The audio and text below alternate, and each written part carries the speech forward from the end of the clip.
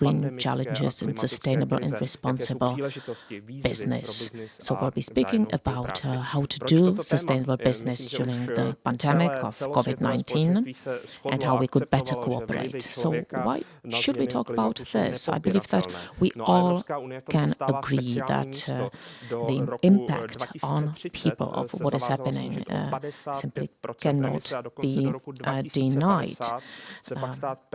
The European Union decided to decrease its emissions by 30% by 2030 and to become carbon neutral by 2050. So there's a huge transformation in front of us when it comes to industry. And of course, in addition to that, we have COVID-19, the pandemic. So are companies and societies ready for the changes and transformations, and what is their strategy, and how do they perceive all this from the position of CSR managers? Everyone will be invited, of course, to actively participate in our discussion during this morning. And those of you that connected through the virtual studio, you should have all supportive elements there, information about the forum, the program, the description of speakers, and so forth. If you're not connected through the studio, you can connect through YouTube. You can also use the Slido application to ask questions. So these are the technicalities, and let me remind you once again, sustainability and responsibility, these are the main topics that we'll be speaking about. So I would now like to ask to show the first video, the head of the European Commission representation in the Czech Republic, Mrs. Dana Kovaříková. Good morning, ladies and gentlemen. Many thanks to Business for Society for inviting me. First of all, let me ask a question. What is a sustainable business? It's a business, it's a company that does not concentrate only on its economic objectives, but also has a sustainable mission. We're mainly speaking about a sustainable business in relation to environment, but it also relates to your own people, your own employees. Sustainability, it's a modern word. Western companies are quite developed when it comes to sustainability, be it their footprint, reducing their emissions and so forth, or providing services and products without generating emissions or waste. Sustainability, it's a trend that we can see in the European Union as well. We're trying to move away from plastic waste, and it's a trend that is spreading across the EU. We're trying to use e-cars as much as possible, and the regulation on the EU level will lead to the e-mobility development across the whole of Europe. Sustainable and socially responsible. We also have a new renovation happening under the European Green Deal, which is an umbrella strategy. It's basically a technical revolution. It will impact all of us. So the steps that we take to combat climate change will pay back. We'll live in a better environment, healthier environment, we'll innovate our processes. There will be new opportunities. Of course, those companies that will start the transition earlier will have an advantage. European green technologies become an export article, an important export article, and EU is a leader in this. When we committed to carbon neutrality, we were followed by even China or Korea and other countries. And the so-called taxonomy for a sustainable financing will probably become a standard even outside of Europe, just as we've seen with GDPR. So, ladies and gentlemen, thank you very much for being interested in sustainable business. It is important. Thank you, and I hope you'll have a fruitful discussion.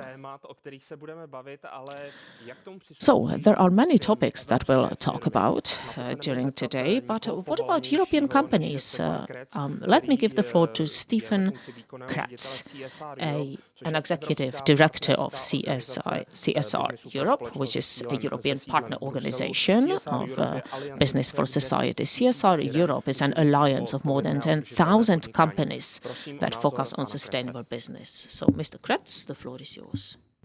How do you personally see the current key trends for sustainable business in Europe?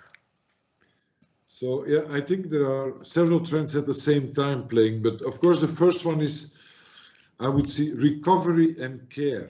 This is about how do we rebuild back after or during COVID already, and especially also during COVID, how do we make sure that we care enough about people? That's one thing. The second trend is, of course, green transformation, tackling climate change, tackling emissions, etc. But together, and COVID showed that lesson very much, is about how do you do that in an inclusive way? How do you make it in a just transition way?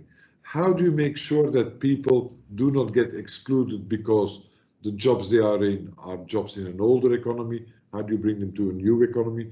If I may give an example, coming from the automotive sector, if we all want electric vehicles over time, well, electric vehicles require less people to make them than internal combustion engines.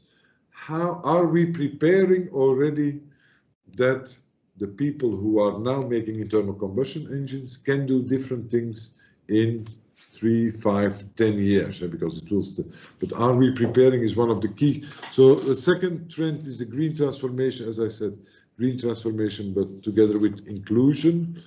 And then you have all, related to that, you have all the specific agendas. As I said, emissions and climate targets, circular economy and plastics, corporate governance and transparency, the skills agenda, which is linked to that, the due diligence of supply chain.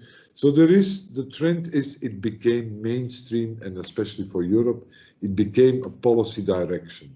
The European policy, but also the national rebuild policies are sustainability, are green, are digital, and require a careful but drastic business transformation.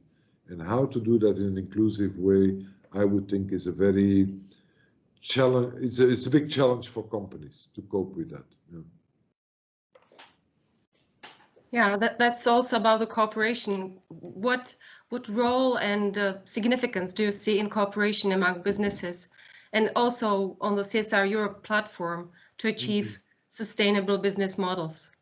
So I think cooperation and collaboration are a little bit fashion words. Now it's time to, we talk with CSR Europe, we talk about it since like 10 or 15 years, but to do real, now it's time to make it practical and to act with impact.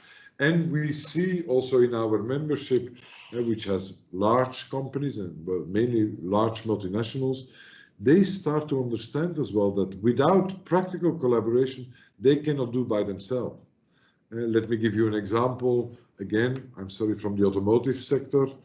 If you want batteries for your electric vehicles, you need for the moment, and let's see how that evolves, cobalt. Cobalt is sourced in the Democratic Republic of Congo. There are a number of issues related to that, child labor, but also artisanal mining in very difficult circumstances. Even big car companies cannot change that, but they need the cobalt. So if they want to change, they will need to collaborate. And that's why they make things like the Global Battery Alliance, where they try to go and see how can we, through collaboration, do something practical in Congo. But they will have to engage from within that group also with the Congolese government, with the European Union government, with the Americans, the Chinese, etc. So the collaboration needs to be very practical, and they understand, I think, companies that you cannot do alone. So that is one thing. Also because they understand it's not, sustainability is not about communication. It's not anymore about an add-on. It's about their business, because there are also geopolitical elements that play there. So I think collaboration will be a key element, and that's why, as you know, with CSR Europe, we developed a leadership model, and that has 3 components. One is this business transformation starts with what transformation is a company doing by itself. how does it define its purpose? What kind of sustainability management system does it set up? How does it link its financial performance to it? What is the corporate culture? So an individual company. But the second element of our leadership model is collaboration. How do you engage with others to deliver the impact you need? And it's because of self-interest that you need to do that. If you want to tackle deforestation, for example, in an agricultural supply chain, or in a rubber supply chain, or in the mineral supply chain, if you are in the electronic sector or in the automotive sector, you will have to work together with others to tackle that. So collaboration is the second element. But the third element is also advocacy. How do you engage with policymakers and with civil society to do it together? Also, that is a newer understanding, is that NGOs or civil society are not on the other side of the place. It's about how you do it together and about how you shape an environment where this sustainability plays an important role. What is the COVID impact on sustainability ambitions of European business in terms of achieving carbon neutrality, committing to Green Deal, as well as SDGs? Well, unfortunately, and I must say unfortunately, because COVID is dreadful, but unfortunately it increased the attention for sustainability a lot. I think never before than in 2020 there were so many companies that announced their zero emission targets by 2050 or 2030 or 2040, whatever. Never so many companies did. And even more important, the financial world, the banks, the investors, the pension funds, the rating agencies, etc., started integrating much more sustainability elements, Green Deal elements or environmental elements, climate elements, into the way they decide on investments. And they start to understand that fossil fuels might be more challenging. They start issuing green bonds. Some companies started issuing sustainability bonds. So that is remarkable that in 2020, which was a very difficult year, that so many companies started defining sustainability targets for themselves in a much louder, but that also the investor community started saying, we are going to look at that. And then the last element, the third, is what I said earlier, is this element of inclusion. How can we make sure that we keep the people on board, that we take care? I think maybe, and let's hope it stays, that COVID has learned us the importance of caring. And it sounds a little bit soft, but I think if I see companies like NL and others, Solvay and others, taking care of their employees, other companies taking care, mining companies, of their miners who were in lockdown, etc., it goes beyond what you can expect from a company. And they started learning the importance also of keeping your the people, be it your employee or your customer, close and at a good level of well-being. So I think it has it had a catalytic effect on how sustainability is perceived. But I'm optimistic in a way. A z evropské úrovně skočíme rovnou do Česka na lokální úroveň. So from the European level, we'll jump back to the Czech Republic, the Czech level, and we'll speak about how sustainability and green ambitions can be viewed, can be seen in individual projects. I'd like to welcome Ondřej Kolář, the mayor of Prague 6. Welcome. Good morning to you too. My first question is very specific. How does Prague 6 cooperate with your local entities and players to make your Prague 6 greener?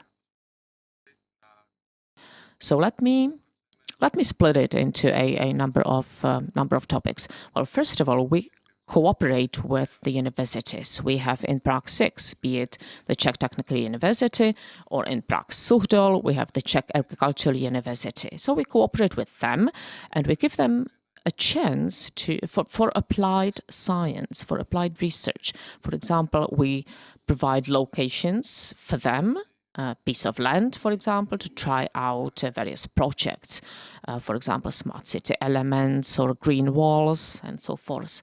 We also cooperate with the Prague transport company in terms of, for example, what are the best greens, the best plants to plant inside Prague. We also cooperate with other companies on various projects of making Prague greener through various green walls or gardens and so forth. So individual parts of Prague have limited possibilities, but we're grateful for that either. We focus mainly on cooperation with universities. Tak prozraďte, jaké Okay, jsou so ty these were the problémy, positive které byste aspects. rád Now řešil v maybe you would následujících like to say a letech few a nějakým words about způsobem je problems posunul you dál. have been tackling with over the past years, some challenges and what you want to do about them. Yes, definitely. We have been dealing with some challenges, and one of the biggest challenges is people themselves, citizens themselves. Every time you come up with a new idea, you always have to discuss it with our citizens, because not always everybody is happy with what you come up with. You may have an impression that you have a really good idea, a positive idea. However, the people are not always happy about it. So one of our objectives is to learn how to communicate better the topics and the issues to our people. This is one of our tasks in Prague 6. What happened over the past few years is that we've seen a major increase of distrust towards the city council. And unfortunately, this concerns the greening project as well. So one of the objectives we have as the Cities Council Prague 6 is to communicate better, to present better our projects. For instance, projects for the retention of rainwater certainly doesn't mean that you want to build many new houses and have new development projects, but you have to explain it to the people what the project is about. So people really know what is your aim. Yes, thank you. Now, greening projects and sustainability is often linked to the use of new innovative technology. So let me ask you, in Prague 6, do you have some new, maybe digital projects that will promote sustainability in your area? Yeah. Well, I must say that in our coalition we have a very new, very dynamic young vice mayor, Mr. Starek, who is a great fan of new smart technologies. He managed to save a smart bench that was installed in our district 3 years ago, but unfortunately it didn't work very well and the plants were slowly dying. So we are trying to use new technology. We are trying to use new technology in such a way that we, for example, know how often we should water the plants. Now, as you probably know, in Prague we have to use good quality drinkable water even for watering the plants. So that's why we try to install some automatic systems with, well, how to explain it, with some sort of little brains or little automatic systems that can prevent the waste of water, for example. So it is all these little details that help you save the environment and also save some money. Yes, but as you know, the devil is in the detail very often, and all these details get together and come up with something big. Now, what is your attitude to greening projects? What do you see the role of public money, of private money, and maybe EU funding, in your opinion? Yeah, We are trying to use the EU funding as much as possible in as many sectors as possible. Recently, we were discussing some projects with the Czech Agricultural University. We were talking about projects involving green elements. In my opinion, the public administration is here to deal with public affairs. Now, the private sector should cooperate with businesses, and the public sector, the public administration should support them. We are trying to do as much as possible. We are trying to cooperate mainly with universities. Now, we also see lots of private companies applying for public funding for some projects related to this. Unfortunately, we haven't done as much as we could yet, maybe also due to the COVID situation, which has been here for more than a year. But we really should try to do more to involve the private sector more.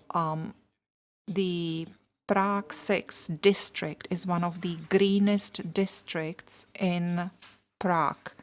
We are really trying to take care of our green areas. However, I really think there is still a possibility to do Pane starosto, more. děkuji vám moc za váš Thank čas you a za very váš much, rozhovor a přeji Mayor. hodně štěstí Thank you na for Praze your 6. time Díky. and good luck with your projects in Prague 6. Thank you. A já se nyní do režie zeptám, jestli máme na Now, lince let pana me Víta check Šimrala, whether radního we a have zastupitele here with hlavního us města Mr. Prahy. Vít Máme, Šimral, výborně. the Vítám councillor vás, and pane member radní, já of vás v the krátkosti board of představím. Prague. Kromě zastupitelství Yes, a he funkce should be radního with jste us, i which is členem ve výboru pro excellent. evropské Now, you are also a záležitosti, member of the hlavní Committee for komisi European hlavního města Prahy. A jak je Affairs. důležité, jste You are také v also a komisi pro member of the restrukturalizaci Committee pražské for ekonomiky. Restructuring of Dobře, Prague vítejte mezi námi. economy, if I say it correctly. So let me welcome you here. Good morning. And I have a clear question for you. What objectives do you have in Prague in terms of sustainable development, and what is your deadline? Yeah, we have some ambitious objectives, always in line with the national and European framework. Now, one of our objectives is the full decarbonization of Prague by 2050. And then we have a midterm objective to reduce CO2 emissions by 40% by the year 2030. We have been preparing some strategic documents to help us achieve these goals. One of the main plans that we should follow, and hopefully it should be approved by April, unless there will be some other problems related to COVID. So this main document will be the climate plan. And this will outline Sám the jste main říkal, že je to pillars, the main ambiciozní, tak milestones. ptám se, jakým způsobem Okay, se you've to daří said this was a naplňovat, rather jestli nějakým ambitious plan. způsobem So let me ovlivnila ask you, pandemická have you krize. managed to achieve all your plans, all your deadlines, and what is the impact of the pandemic, COVID pandemic? Well, yes, of course, the COVID pandemic has a major impact on these objectives. However, we still have some leeway, and when we do not manage to achieve certain objectives within the deadline, we can always try to use other tools to help us with the achievement. Now, the climate plan has been drafted in a rather clever way, and there are several options, A, B, C, D, E. There are parts related to greening, to drinking water, to efficiency of buildings, the new infrastructure related mainly to school buildings, to school facilities. We plan to use as much as possible water energy or solar energy on our schools.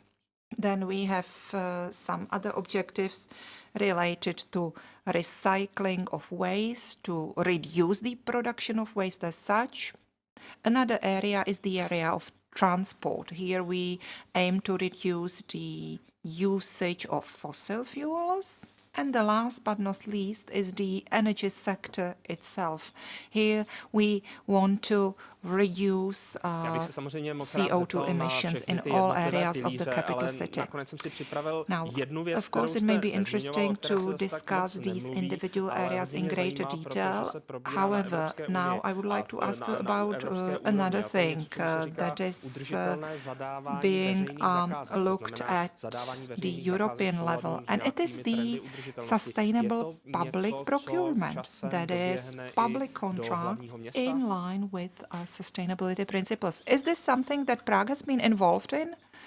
Yes, we definitely hope to do more in this area. Since 2016, we've been discussing this a lot. This act has been prepared. The Prague Department for Public Procurement has been looking at this very closely, and all our departments or units involved in public procurement should prepare their plans really closely. They should be able to deal with it more professionally. And we really want to do more about sustainable and responsible public procurement. One of the main partners online. I hope that this forum today will be inspiring and motivating for your efforts. I have seen it often that our top managers become aware of the fact that now it's really time to act. We have received many applications from many different companies, so it is good to see that despite the COVID pandemic, our companies are becoming more and more active in this field. Even when compared to 2019, there is this clear trend towards greater business sustainability. At the same time, we have seen many new projects and many new initiatives coming up. Companies and businesses are looking for new ways of getting involved in these efforts. It is obvious that companies do not only seek to generate profit. More and more often, they try to contribute towards the development of inclusive and sustainable society, of minimizing impact on the environment. However, expectations of stakeholders are getting higher all the time. It is obvious that more than ever, the transparent business is becoming vital. The new generation of the young people really want to see the purpose and the sense of the sustainable business.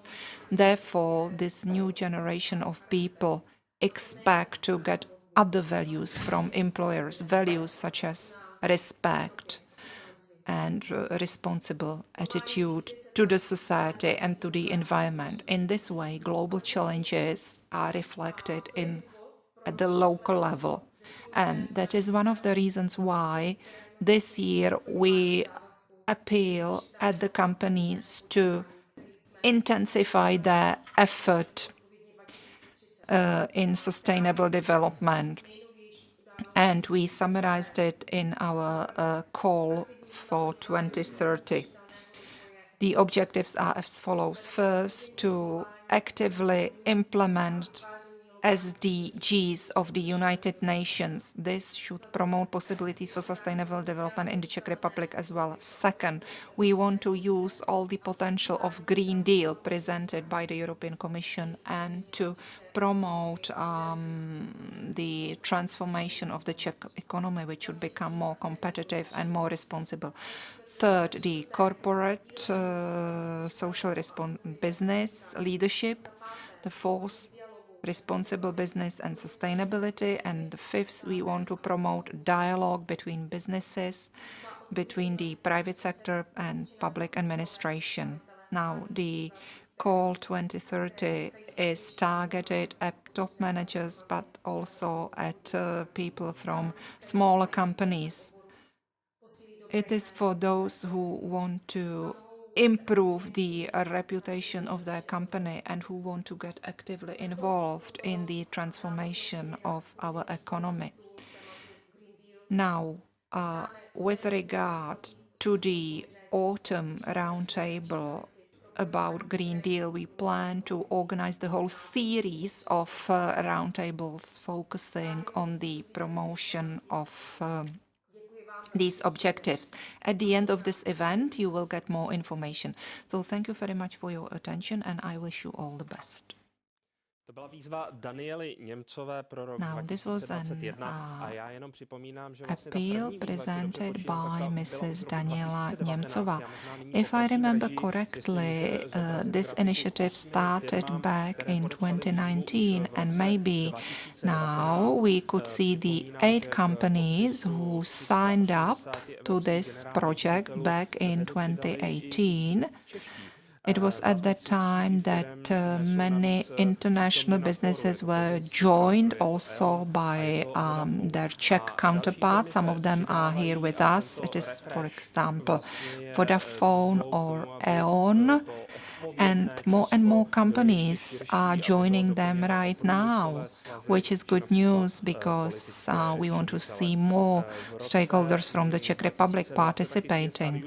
Now, in 2020, CSR Europe also intensified their activities and their efforts at the European level, even though we have these new challenges now due to the COVID situation. So it's getting really difficult to promote these issues because these are very important issues.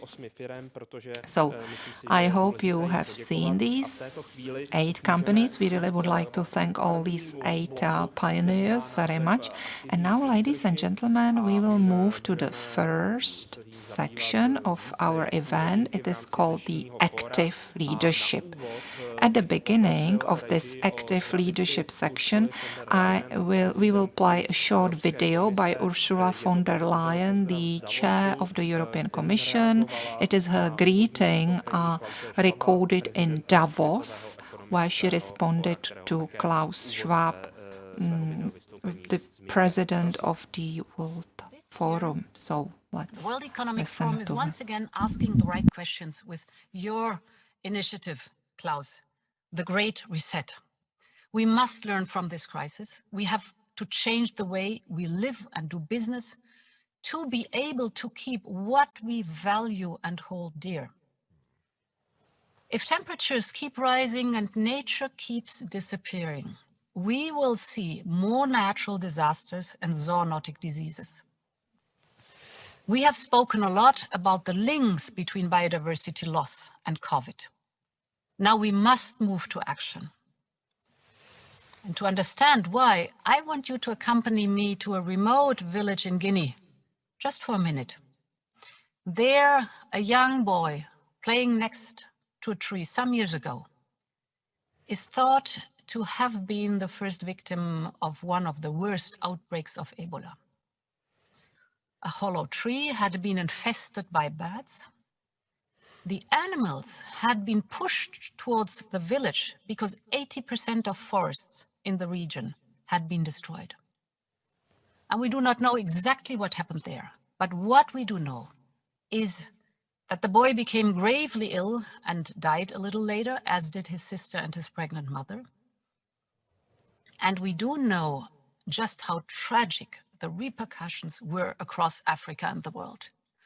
And if we don't urgently act to protect our nature, the next pandemic will be around the corner. And to those who prefer the business case, here it is. More than half of global GDP is dependent on high-functioning biodiversity and ecosystems. And it is from food to tourism, you just name it. And in the last World Economic Forum Global Risk Report, the top 5 global risks are all related to the environment. Almost 3/4 of the Earth's surface have been altered, and we see the changes in our everyday lives, less wilderness and wildlife, increasing temperature, and extreme weather. And these developments are different sides of the same coin. In fact, they mutually reinforce each other. When we lose forest, we don't just lose green space or natural habitat. We lose a key ally in our fight against climate change. Evropské komise prezentované předsedkyní Ursulou von der Leyen, ale So that was a welcome video of Ursula von der Leyen, but we've mentioned a number of times the Sustainable Development Goals during the morning. So the next guest will be the head of the Information Office of UN for the Czech Republic, Mr. Michal Broža. So can we hear each other? Yes. So could you tell us what is the agenda of your office in the Czech Republic? Thank you. Thank you for inviting me and for giving me this chance. We are quite an old institution. The UN office in Prague has been opened, was opened in 1947 already. That was because Czechoslovakia was an active player in the establishment of that global organization, and the Minister of Foreign Affairs back then, Jan Masaryk, played an important role in establishing UN. So the overall objective of setting up these offices and the mandate has been basically the same since, was to bring the global organization closer to people so that it's not just somewhere across the ocean in New York, but bring the office closer to the people of individual countries. So our objective is to connect the global organization with the local level and with local topics and search for the local context, cooperate with the local players, local actors, local stakeholders. We are a relatively small office. We don't have our own programs or projects, but we cooperate with others. And I think we are one of the pioneers of sustainable development in the Czech Republic, because the whole sustainable development agenda, protection of the climate, of wildlife and nature, all of that falls amongst our priorities. So these are the main topics, and also awareness raising and education. Okay, thank you. And how do you, as an information center in Prague, support the sustainable agenda in Prague? I suppose you will mainly focus on the SDGs. Well, yes, that's what we've been doing since 2015. To look at the Sustainable Development Goals and make it an everyday agenda. When it was adopted in 2015 in New York, then when I had various speeches on various levels, I always said, let's have a look at that agenda. Let's have a look at the individual targets, individual topics, and let's look at it.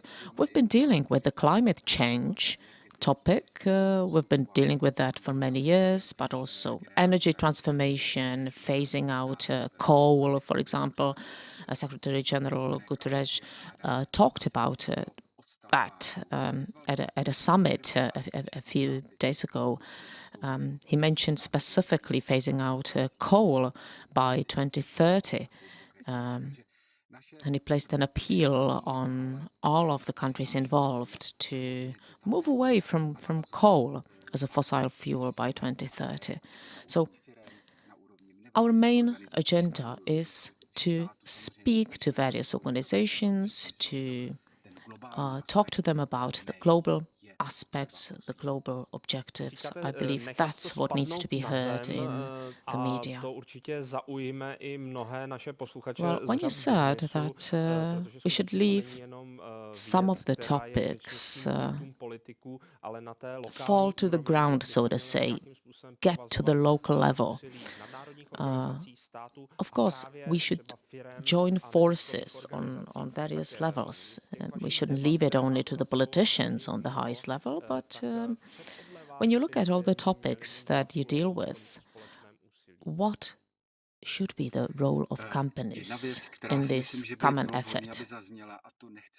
Well, the first thing that I would like to say, and I'm really happy that I was invited, and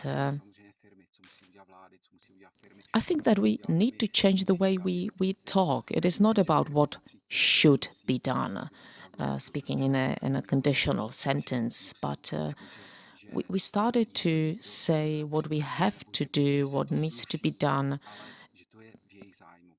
The companies should realize, first of all, that they shouldn't do all of this because somebody else wants them to do it, but it's in their own interest. Prevention, for example, in relation to COVID-19, prevention, testing, and so forth, it is not that the government wants them to do it. It's in their own interest, and they have to realize that. Of course, enterprises, companies have to play a very important role in meeting SDGs, and we don't have much time left. The midterm goals, which should be met by 2030, that's very close, and then 2050, when we hope that the temperature will not be more than 3 degrees of Celsius higher than today, and the question is whether the Earth will still be a good place to live. So we have to focus on emissions and reducing them. So what is the link between the UN goals and the goals of the European Union? Is there a link? And could you sum it up briefly?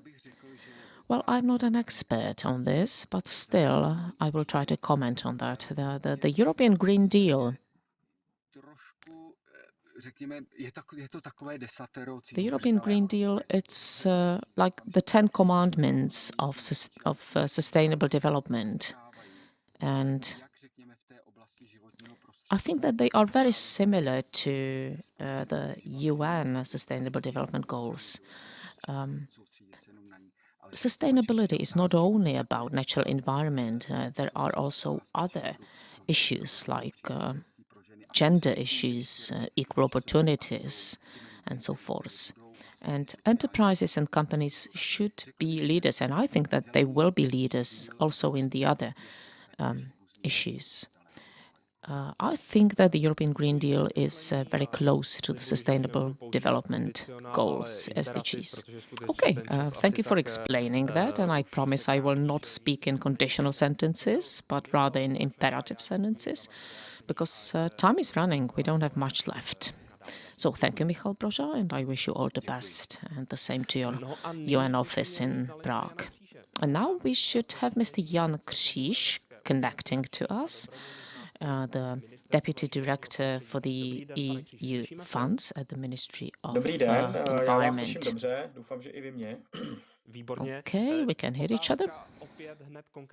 So a specific question to you as well.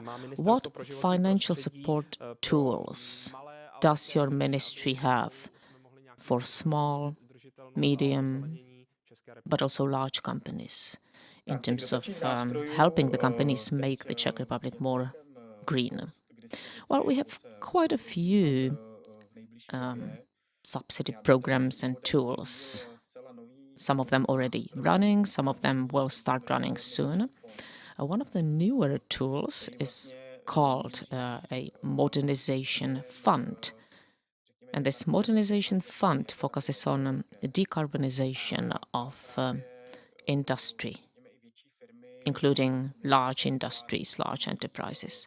So even larger enterprises, for example, heat producers, can tap on that in their efforts to be more greener.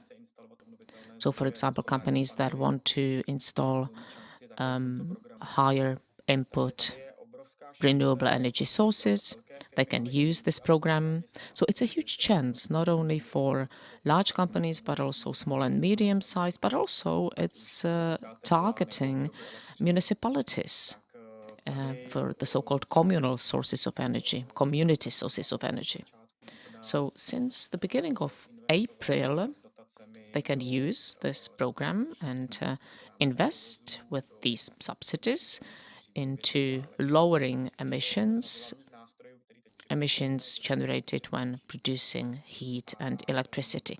So that's one of the newer tools that we're preparing and that will start running very soon. And that should contribute to the SDGs. We also have structural funds of the EU, the cohesion policy as an operating program environment. That's a traditional tool. And companies can continuously ask for subsidies for circular economy. For example, production of recycled products from recycled materials, and so forth. We also have programs for companies for reduction of emissions, not CO2 in this case, but other pollutants, because there are many areas that are highly polluted and that simply need to install more filtering devices, more filters on the chimneys of the biggest polluters to comply with the emission limits. So subsidies may be provided for that as well. So these are the main two subsidy programs, and we also have a specific subsidy program for coal mining regions in the Czech Republic, specifically Karlovy Vary region and the Moravian and Silesian region. And we will try to help their economies to move away from fossil fuels, specifically coal, to cleaner energies, and also mitigate the negative impact of that. Because there are also social aspects or economic aspects. So, for example, small and medium-sized enterprises will have a chance to ask for a number of subsidies from various sources, so that the phasing out of coal in these regions does not have so dramatic negative impacts. So we'll try to help the companies, for example, create new jobs in other sectors. So these are the three main tools that we have at our disposal, but there are also other programs for small and medium-sized enterprises, for example, Green for Savings, which is a traditional program for installing renewable sources of energy. And we can see that it really is being used by small companies or medium-sized companies. They do install photovoltaic panels and other sources of energy, and it creates employment. And basically, that employment in the companies that then go and install the panels, these are green jobs in our perspective. So that's how we actively support all these possibilities. There will be a lot of money for these programs. For example, the Modernization Fund is for 10 years, and there will be at least 150 billion Czech crowns. So there's a huge bulk of money and a lot of space for all these projects. So good projects definitely will be supported. Okay, thank you. I understand I asked about many projects and programs, but a specific question to the Modernization Fund now. I understand that it is still being fine-tuned, but companies that are thinking about tapping into these funds, could you give them a specific example of a project where the company's money, European money, state money could merge, could join forces and use the Modernization Fund? Well, the levels of subsidies are never really strictly fixed. When I look at heat production, for example, there are certain ceilings for allowed public aid, something like 50%, and the rest will have to be funded by the given company. So you can receive 50% on subsidies, 50% will have to be funded by the company. So a typical project could be, for example, a transition from coal to biomass. It looks like gas will also be an allowed source, green source. So a conversion from one source to another source that can be funded. But you can also have a smaller project. For example, in line with the principle of community energy production, if you want to have a small biomass boiler in your municipality, that could be an interesting energy project that could be subsidized from the modernization fund. Thank you. Thank you. I understand that a lot comes to your mind. Thank you for mentioning the two examples of projects. I believe that the modernization fund will be a success and the Czech Republic will be able to tap into those funds. So that was the head of the managing of European funds at the Ministry of Environment of the Czech Republic. Thank you. Thanks for inviting me. Okay, now let's jump into the next stage of our morning session, and that's the introduction of the ambassadors of sustainable business. So what companies became the ambassadors and what do they do for doing business sustainably and responsibly? Let me welcome Jan Kondáš, Head of Communications and Corporate Affairs from Tesco Group. Yes, we can hear each other.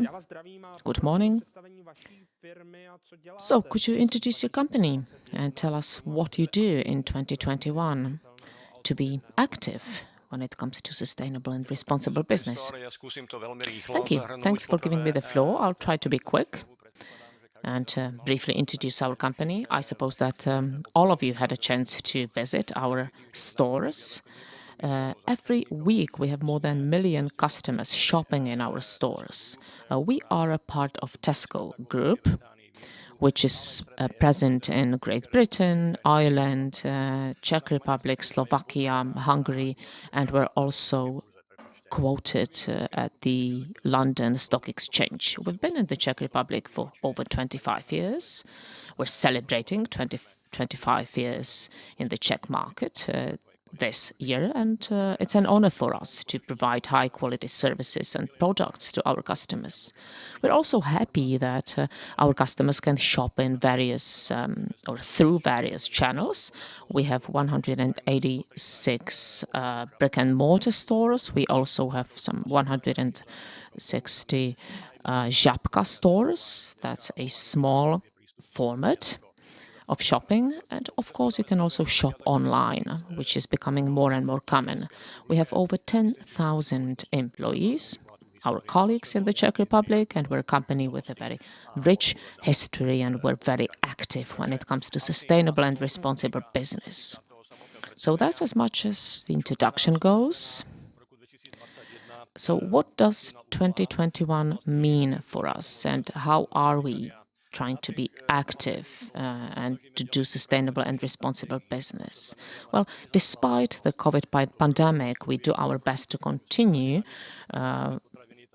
towards our objectives. The first main objective is to fight against food wastages. Our objective is that by 2026 there will be no food waste in our stores.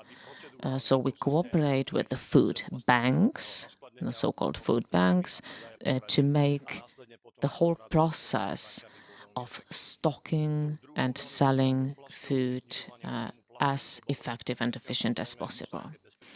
So also plastic waste and plastic packaging, that's a big topic today. Everything is in plastic, and we realize it's a problem. And it's becoming more and more topical and a bigger and bigger problem. And our objective is that by 2025, all packaging of our products will be fully recyclable, or reusable. So that's a big objective that we'll try to meet. And I'll tell you how we're trying to meet later on. The third main objective is combating climate change. And there are two sub-objectives. By 2036, we want to have up to 100% of energy from renewable resources. And by 2050, we will reduce our carbon footprint by 100%. So these are the main pillars of our sustainable and responsible business in the Czech Republic. Okay, so you said in the beginning that you're doing all this despite the pandemic. So let me ask another question. What is it like to try to meet all these objectives, considering the pandemic? Because Tesco probably had to change all sorts of processes and logistic chains and so forth. So how do you manage? Áno, samozrejme, ďakujem pekne za tú otázku. Myslím si, že neboli sme v tomto smere sami každý. Question.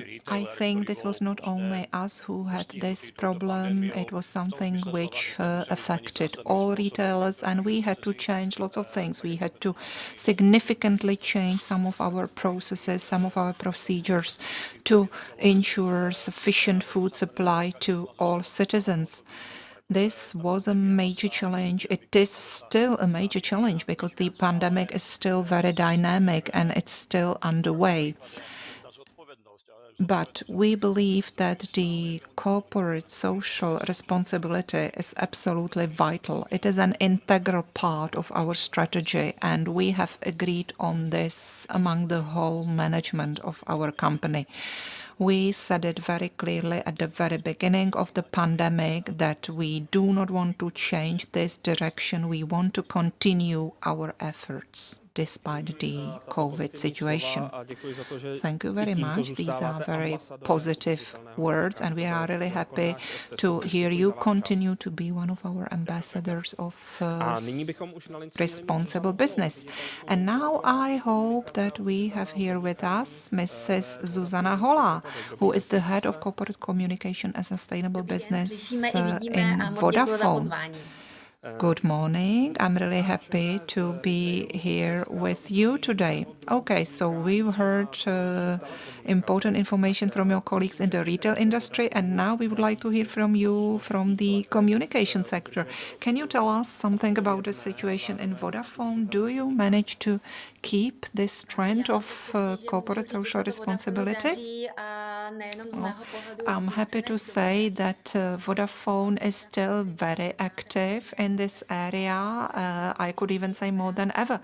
I'm sure all of you know Vodafone very well. It is the second biggest communications operator in the world, and in the Czech Republic we are the third biggest operator. We provide fixed connection, mobile telephone connection, and also TV services. However, we do not want to speak today about our business strategy, but we want to speak more about the corporate social responsibility. Now, Vodafone does not have any specific sustainable strategy based on business strategy, but we have rather integrated sustainable business objectives into our strategy, and we have three main pillars which we follow in this way. The main pillars of our business are closely linked to the main objective, which is the investment into digital networks and new technology. The new technology, the new connectivity and digitalization help us to contribute towards equal attitude, equal approach, or equal access of all people to our services. When I say equal access, it means equal access irrespective of people's gender, of people's background, or whether they are from a minority, or irrespective of which area they come from. So this can provide them with equal access to good working conditions or good education conditions.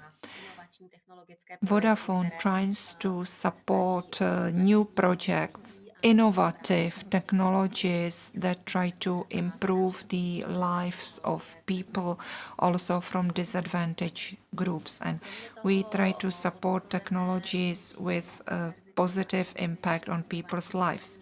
At the same time, We promote good conditions for our employees. We have all kinds of benefits related to, for example, maternity leave, or people from LGBT plus communities or disabled employees.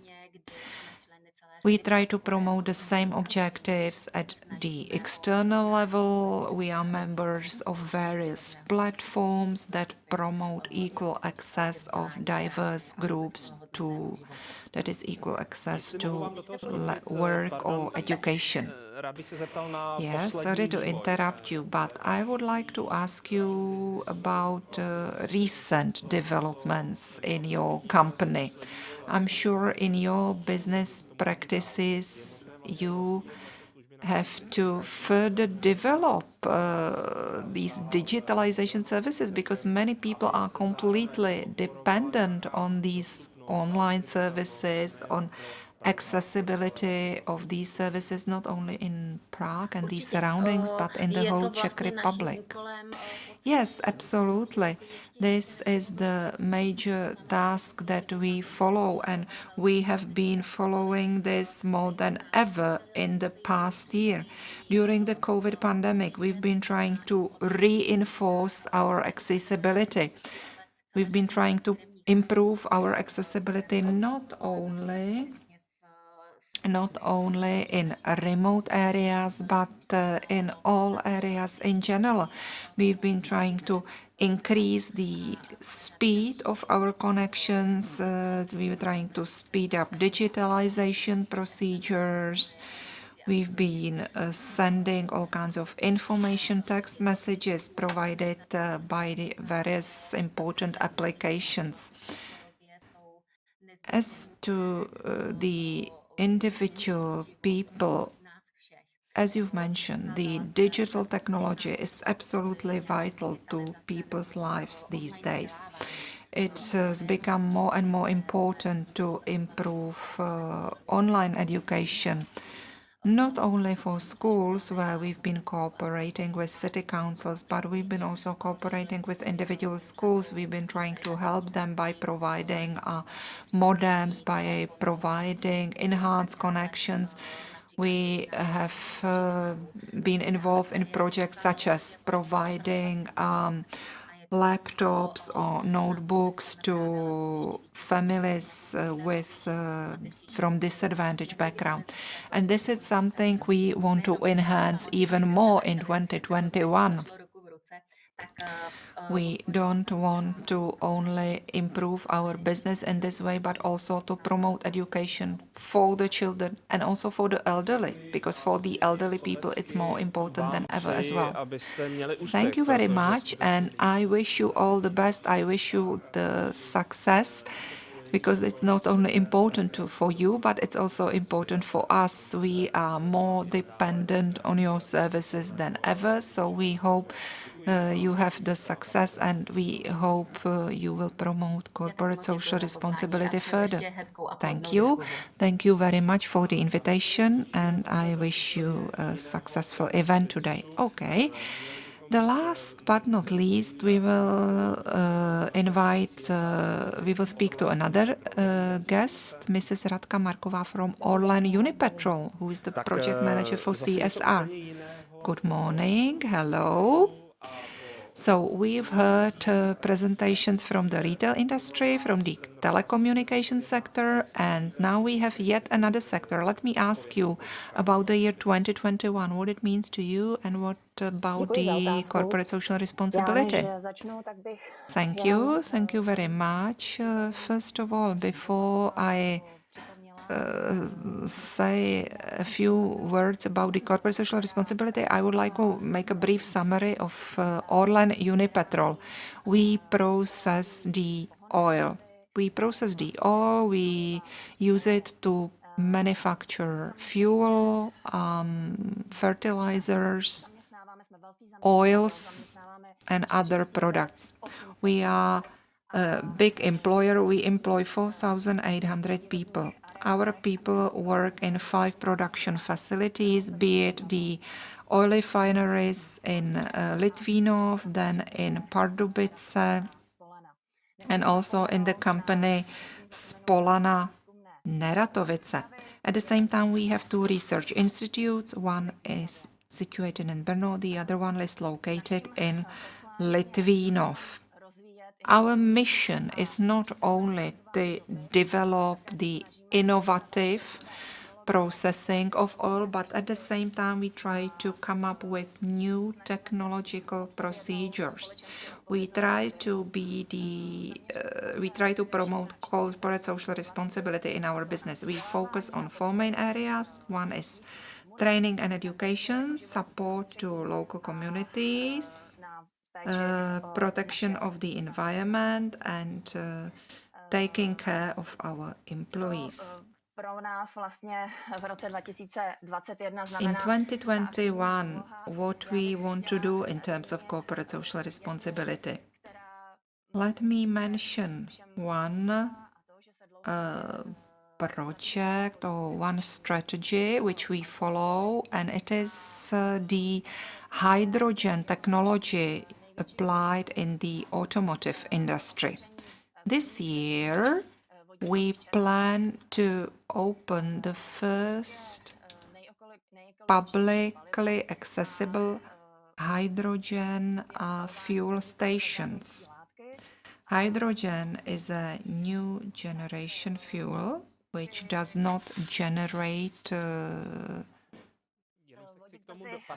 the waste as other fuels. Okay, let me ask you a more specific question. When exactly will it be possible to use these hydrogen fuel stations you've mentioned? Yes, sure. The first station should be open in summer in Prague, in the area of Barrandov. First of all, it will be used for hydrogen-fueled buses, and it will take a little while before we open a station for cars. But definitely, first stations will be open in Prague and Litvínov. Thank you. Thank you very much for this additional information. And maybe would you like to mention some other plans followed by your company to implement the objectives of the European Union to become completely carbon neutral by 2050? Yes, sure. Well, together with the mother company, the group of Orlen,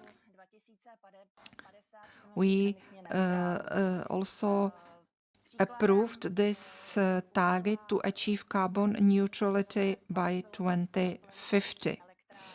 The one project I would like to mention is that we want to build this new generation power generation station in Litvínov, and at the same time we've been analyzing other possibilities, maybe burning of hydrogen, which should significantly reduce the consumption of gas, and this should also significantly reduce the generation of CO2 emissions.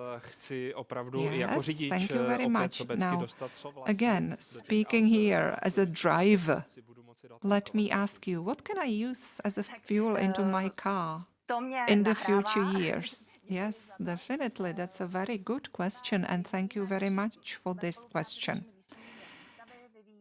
In cooperation with our research institutes, we have been developing some alternative fuel based on wooden chips or kitchen oil, the used kitchen oil. And this fuel should have the same property as petrol or oil. Okay, I can see that the future brings great potential. So thank you very much about these possibilities. This was Mrs. Radka Marková, CSR project manager from Orlen Unipetrol. And thank you very much for being the ambassador of corporate social responsibility. Thank you very much. And now we will play a short video that will show you the sustainability is not only a project, but it's also a way how to generate profit. Any that we've experienced in the last 75 years. Meaning one side has too much, the other side will oppose it. We've done a lot of things to create the imbalances that we have today. COVID-19 has laid bare the systemic social inequities. Addressing these larger problems must become our priority. We have to make sure that the economy actually works for the people. It's not just about growth for growth's sake, but how we share that prosperity. It is not sustainability or profit, it is profit through sustainability. We have to reskill our people to be successful, and if they're more prosperous, the companies are going to be more prosperous. The most important tools are education and technology. Technology creates opportunities so that people are able to move to greener industries. It's not about not knowing that we are in a climate emergency. It's about choosing to take action. For that, you need to act decisively in the support of renewable energy. The science is very clear today that the sustainable path is more attractive. We can focus on the short-term benefit, or we can look further to solve bigger issues. We need unprecedented collaboration to create systemic change. It means redesigning the instruments we currently have on a completely different trajectory, and that doesn't leave anybody behind. We are one community, and we have to remember that.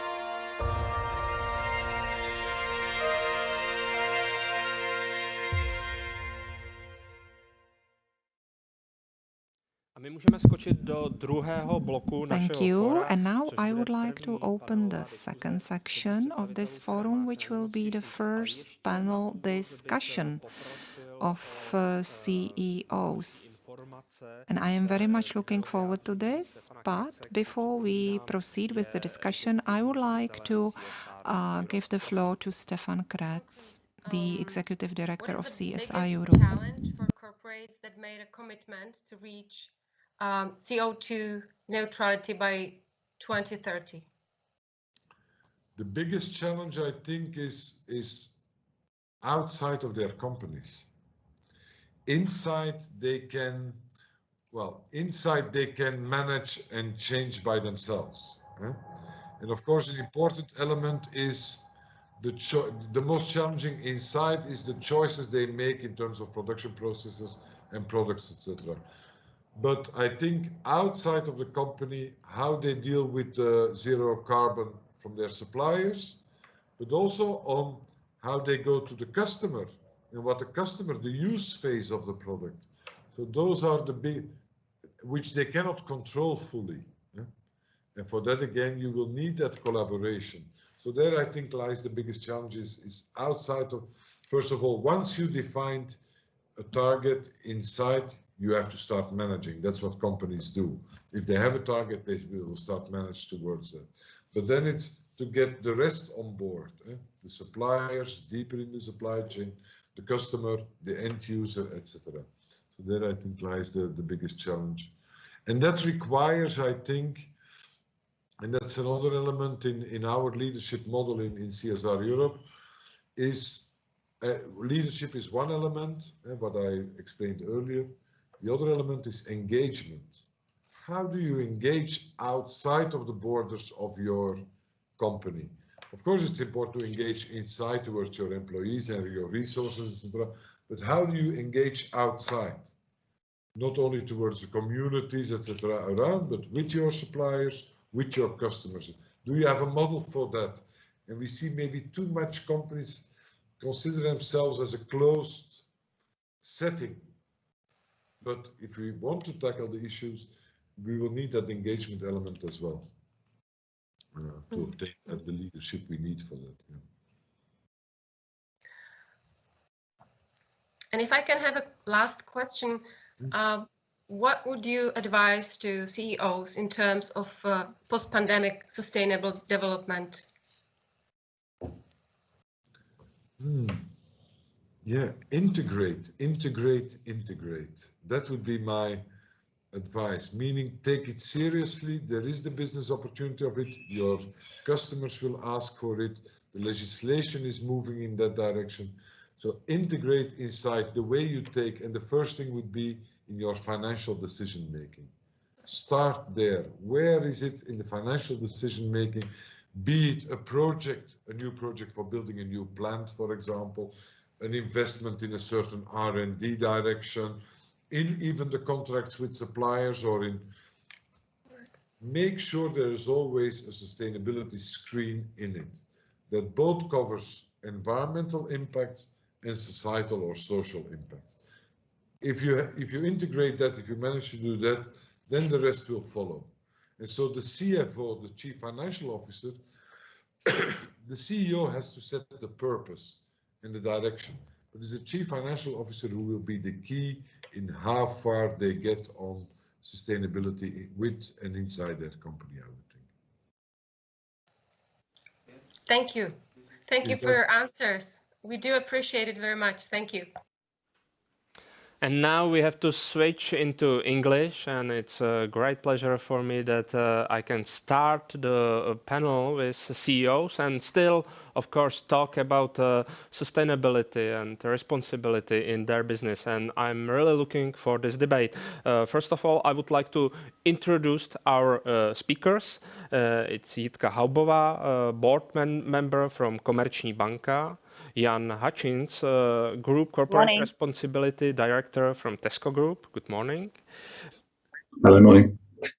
Richard Stonavský, Director of Regulation and External Affairs from Vodafone. Hello. Good morning.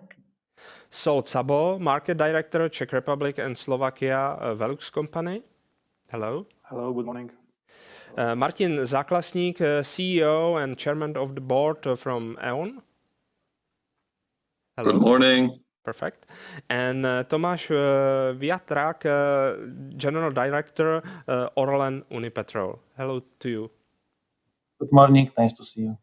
I'm really looking for this debate, and the first question is absolutely clear. What do you consider to be key to the success of sustainability in your specific business? I think we can start with Jitka Haubová, please.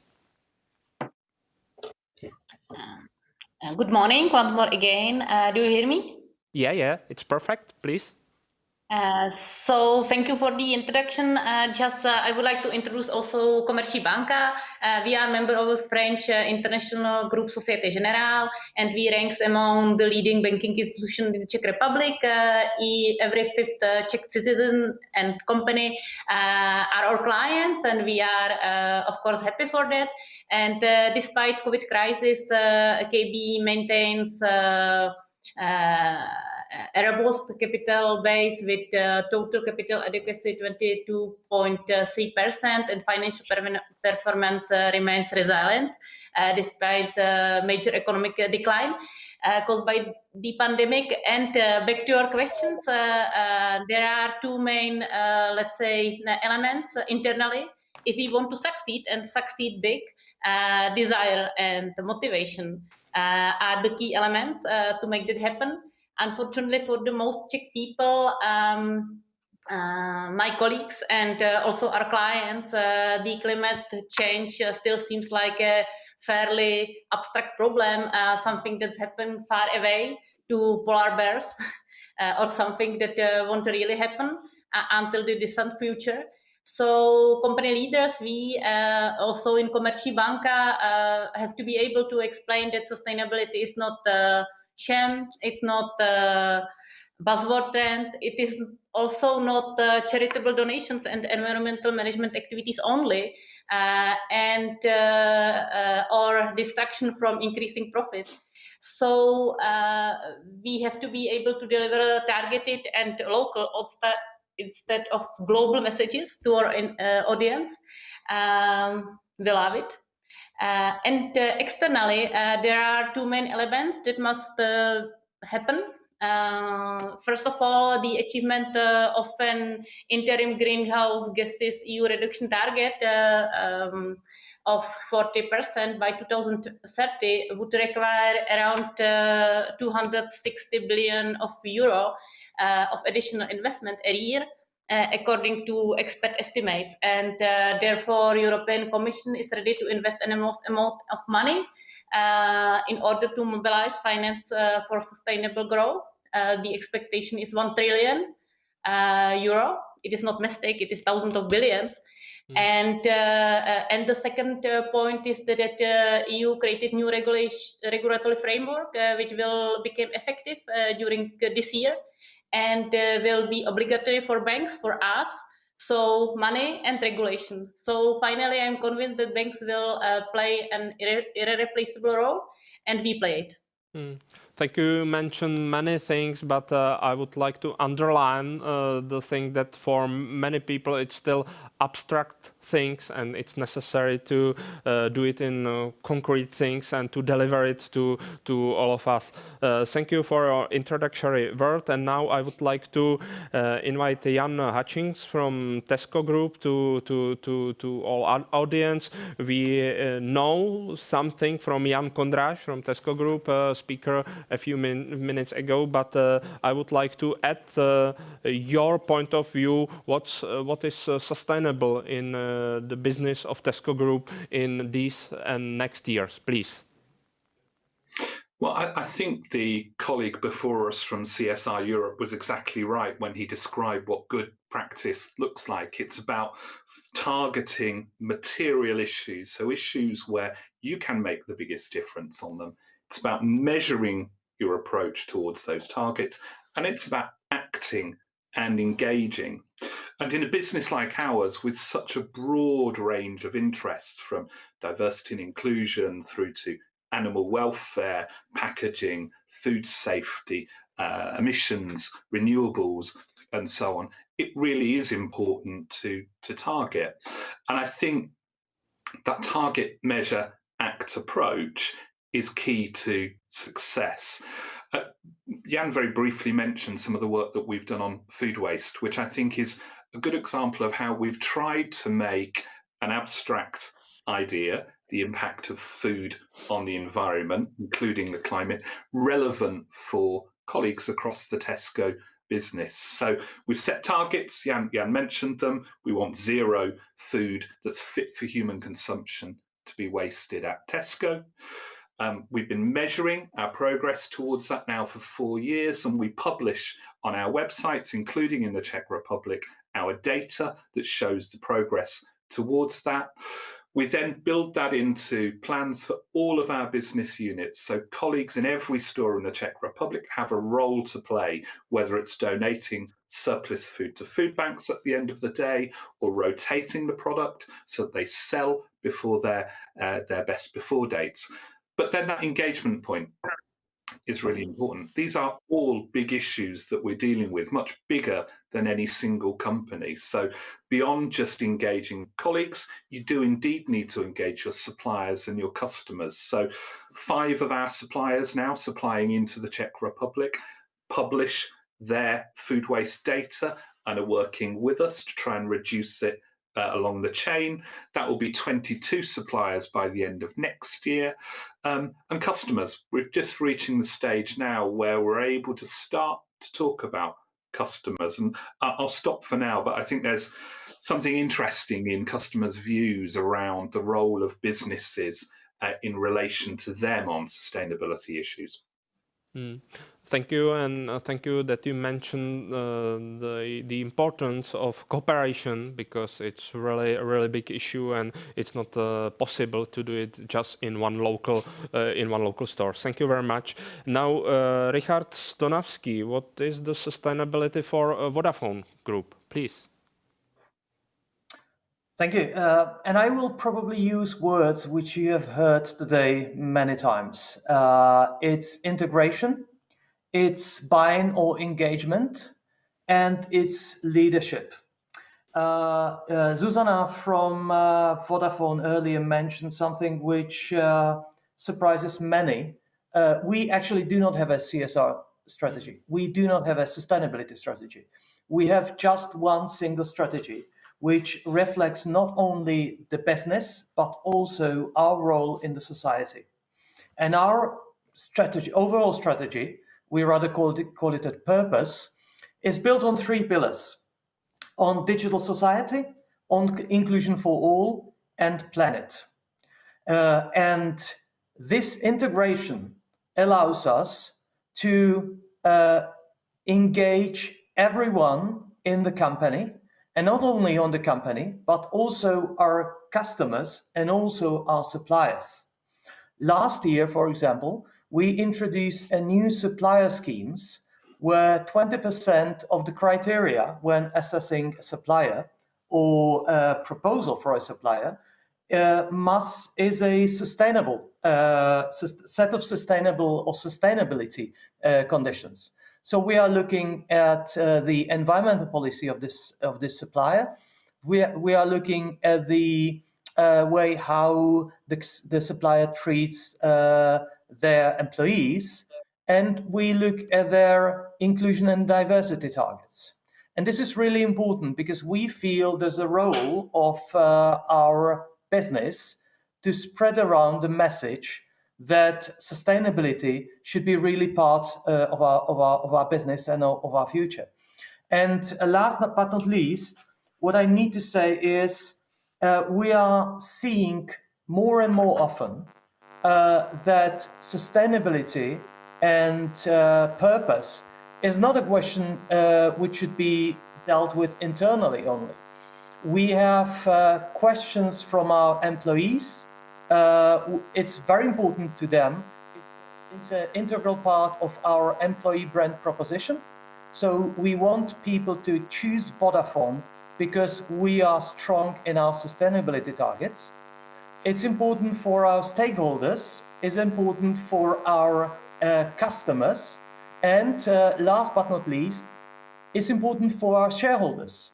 So our shareholders are starting to ask, or have started to ask, what are we doing in the area of environmental protection, sustainability, inclusion and diversity. So there is a clear link between the sustainability goals, sustainability agenda, and the value of the business. Mm-hmm. That would be for the start. Thank you. Just one short additional question. How unique is to not to have specific strategy and to spread it through all other strategies? What are the pluses and minuses of this approach? I think the big plus, as I said earlier, is that we do not think we should be sustainable in order to generate profit. We need to be sustainable and generate a profit. So we see a big positive upside in having this single approach to doing our business. Okay, thank you very much. Now the floor is for Solt Sabo from Velux company, and I would like to hear your approach to sustainability in your company. Yes, thank you very much. So we do have a strategy, a long-term strategy, and for us it's very, very important. And I believe that the most important is in our sustainable strategy is, let's say, our nature or our DNA, our mental self. Through our products, our purpose is to create the products which are useful for the society. So promoting sustainable buildings, renovations, bringing fresh air, daylight, etc. So this is one thing. Another one, to treat our customers, employees, suppliers, resources better than other companies, including safety, environment, zero waste, carbon neutrality, etc. Mm-hmm. Of course, running a responsible business, generating growth, financial independence, supporting diversity in our organization. And this is not something new. This objective to be a model company was defined like 50 years ago by our founder, Willem Kan Rasmussen. So for us, it's quite natural to act in this way. And we have quite ambitious targets also concerning environment and carbon neutrality. I believe that we will have the possibility to talk about it later. But this is, I believe, that the basic in our company. Okay, thank you very much for this introduction words. And now Martin Záklasník, CEO from E.ON, energy company. So what is sustainability for you? So first of all, good morning. Can you hear me? Yeah, it's perfect. Please continue. Brilliant. So I actually have a chance to talk to a number of companies. Some of them even sit in this panel, and we discuss sustainability, right? And it's interesting that our approach towards sustainability has gone through the same stages like the approach of most of the companies. And let me generalize that perhaps. At the very beginning, there needs to be the awareness of the fact that the issue of sustainability is an extremely important social debate, right? Versus, I mean, there are a number of companies on the Czech market who simply tell me openly, Martin, we do it because our mother company wants us to do that. We don't really believe in it, but we do it, right? So this is not the way to go, right? Then you would fake it. So the necessary start of the journey is to say it is a great social debate and it becomes part of our purpose. We have defined at E.ON our purpose in 6 words. That's the reason why people go to work at E.ON. 6 words: guiding customers to sustainable energy future. And the word sustainable is one of the things. So that's the purpose. It starts with a purpose, and that's the first layer, right? However, once we achieve the first layer and simply say we don't do it because our mother wants to do it, but we do it because it becomes part of our purpose, that's a necessary condition, but not a sufficient one. Then comes level 2. In level 2, and that's the trick, customers are actually very transparent, and they're very tough in comparing what you say and what you do. So customers insist on companies walking the talk. So level 2 is that you need to be very authentic on that. You need to avoid any kind of greenwashing. I've also spoken to a number of companies who told me, well, Martin, we somehow feel that the issue is important, so we might do a little bit of sustainability here and a little bit there, but I'm always saying, sorry guys, you cannot be half pregnant. Either you are or you are not. Pregnancy for 100%, is it. Being 50% pregnant does not exist. So being authentic means that you walk the talk, you really do the things. So you have green energy in your houses, you say no to plastic, you promote women, you promote minorities, you have PV on your roof, you don't print that much, right, to save the paper, etc. It really needs to be lived in the company. And then there is level 3, which I'm very happy that some of the companies are starting to reach. And level 3 is the awareness that sustainability is not just hygiene, but that it can become a differentiator in the tough competitive environment on the market. There is a mobile phone operator in the Czech Republic, by the way, also being part of this debate, that simply said, we have a green network. Whoever comes to us, dear customers, we guarantee you that we have a green network. And it becomes competitive advantage in comparison with the other mobile phone operators. There is a retailer on the Czech market that said, you know what, we want to equip our roofs with photovoltaics, and we want to equip our parking lots in front of our sales outlets with charging stations, because we just want to show and give a clear signal customers, this is what we believe in, and it becomes a differentiator, and perhaps some customers will start shopping there and not somewhere else because it reflects their values. So again, these 3 levels are extremely important. At the beginning, it needs to become part of the purpose.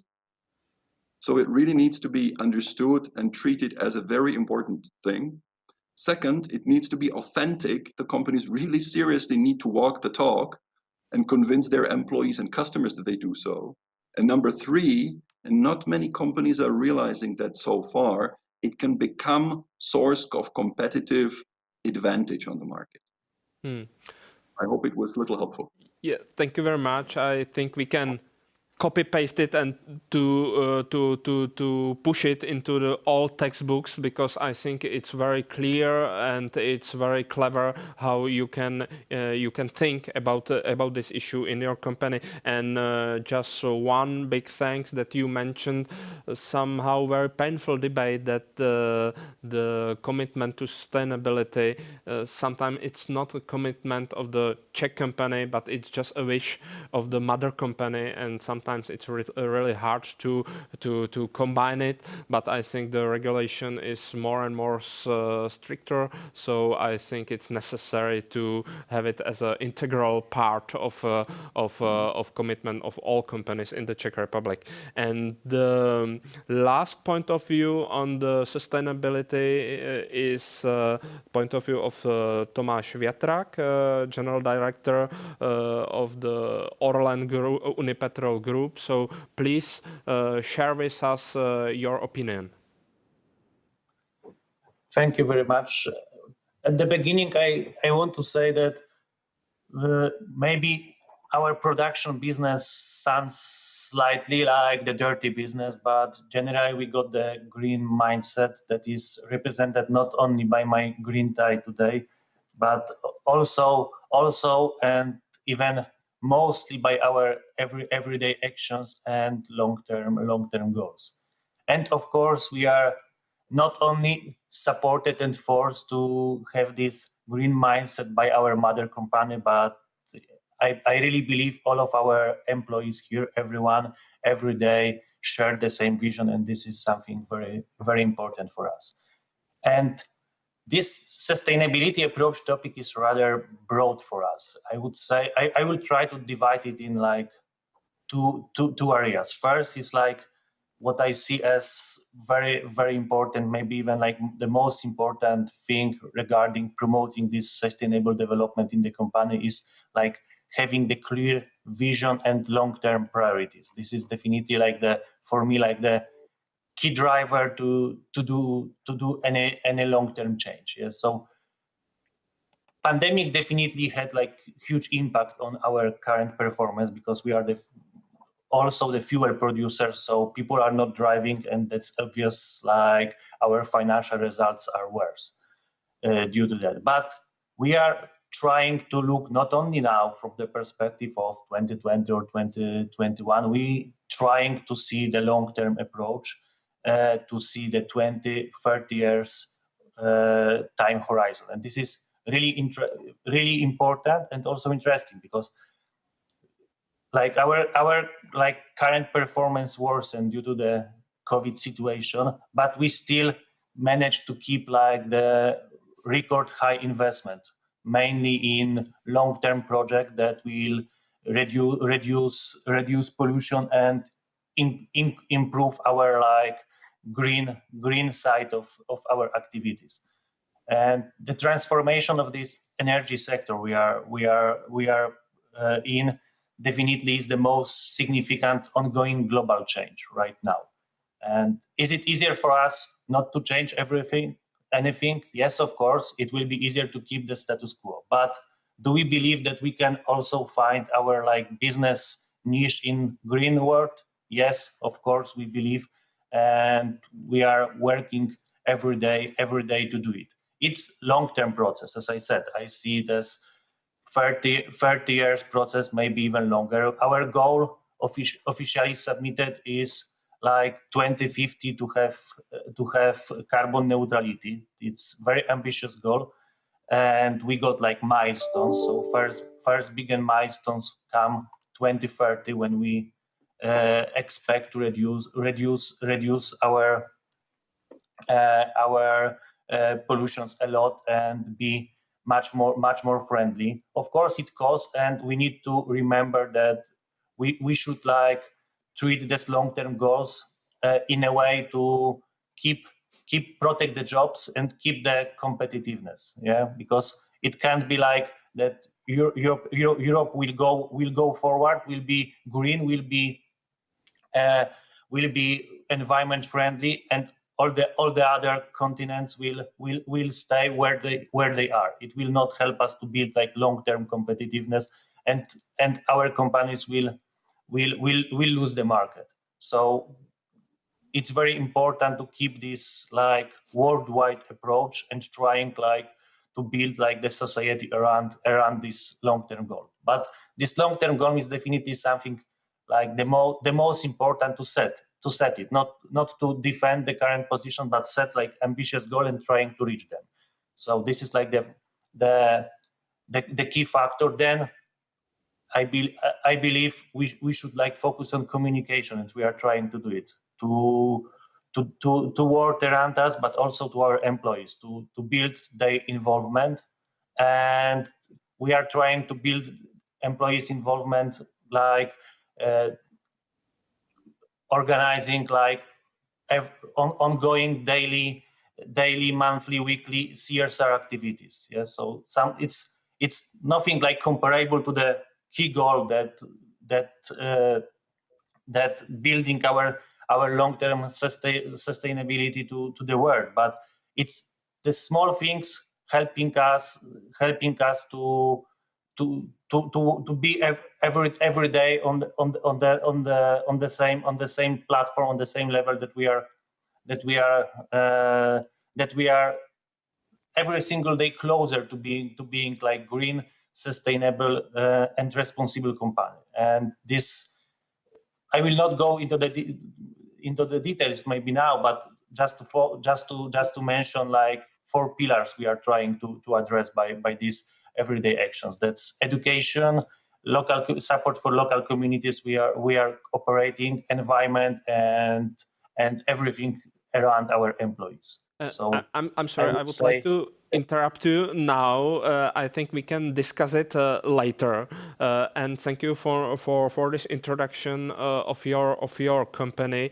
But let me to start one next big issue, and almost all of you mentioned it already, and it's carbon neutrality. And I understand that it's an important goal for all your companies, but to be honest, I don't know how different is in different sectors. I can imagine that it's really hard to achieve it in energy sector, but to be honest, I don't know how hard it is to achieve it, for example, in banking sector or retail sector.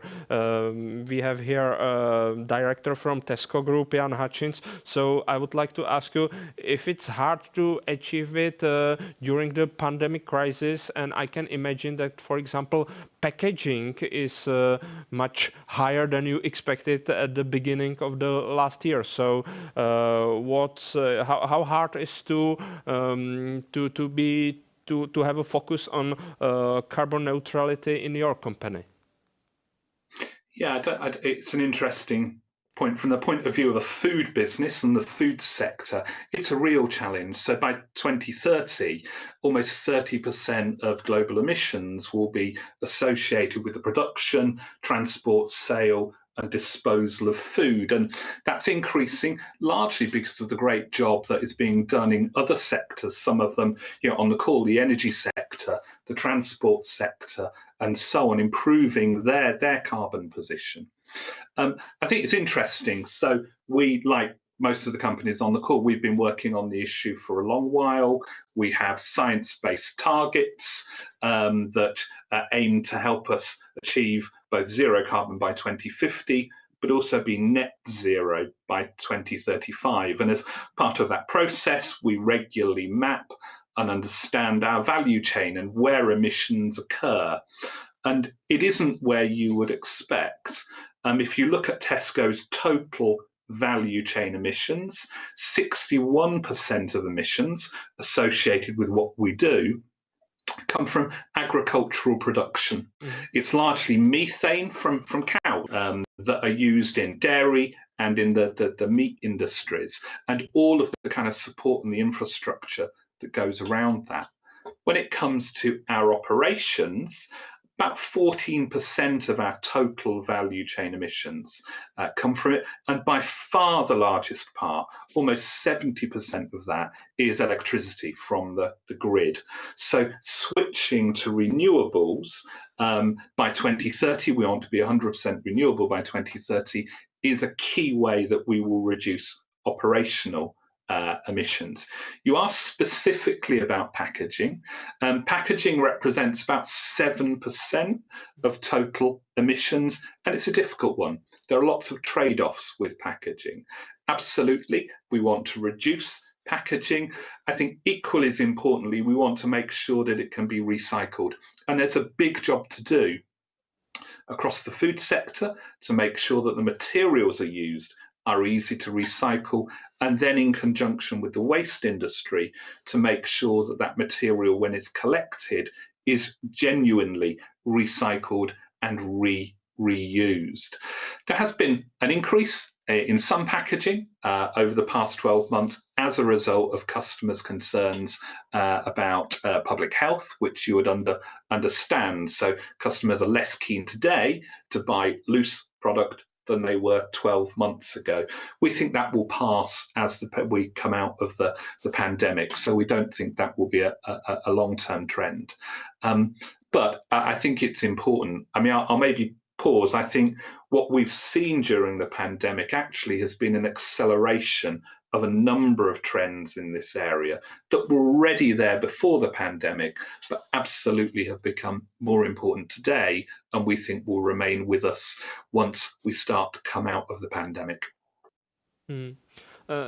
Thank you that you mentioned the trade-offs in some hard decision. To be honest, I saw that it's more than 7% for packaging in your chain, but still we can see it all around us that at the one side it's just something that can be problem for emissions. At the other side it's just only one possibility how to get something to eat and go with it at home to quarantine. So thank you for this explanation. Maybe I would like to ask Jitka Haubová if all these restriction in last year and this year is problematic for Komerční banka and its goal to be carbon neutral. I don't know if it's somehow specific in this consideration of these goals. Of course, it is specific. We are bank, right? So you are right. We are, as Komerční banka, also committed to reduce our carbon footprint to zero until 2026. So we jumped on the responsible business practices for the carbon neutrality, and we recently earned well-known carbon footprint management certificate against NEPCON, preferred by nature standards, including carbon footprint management plan. So our carbon footprint is not very high, but also is not negligible. We produce 35,000 tons of CO2 per year.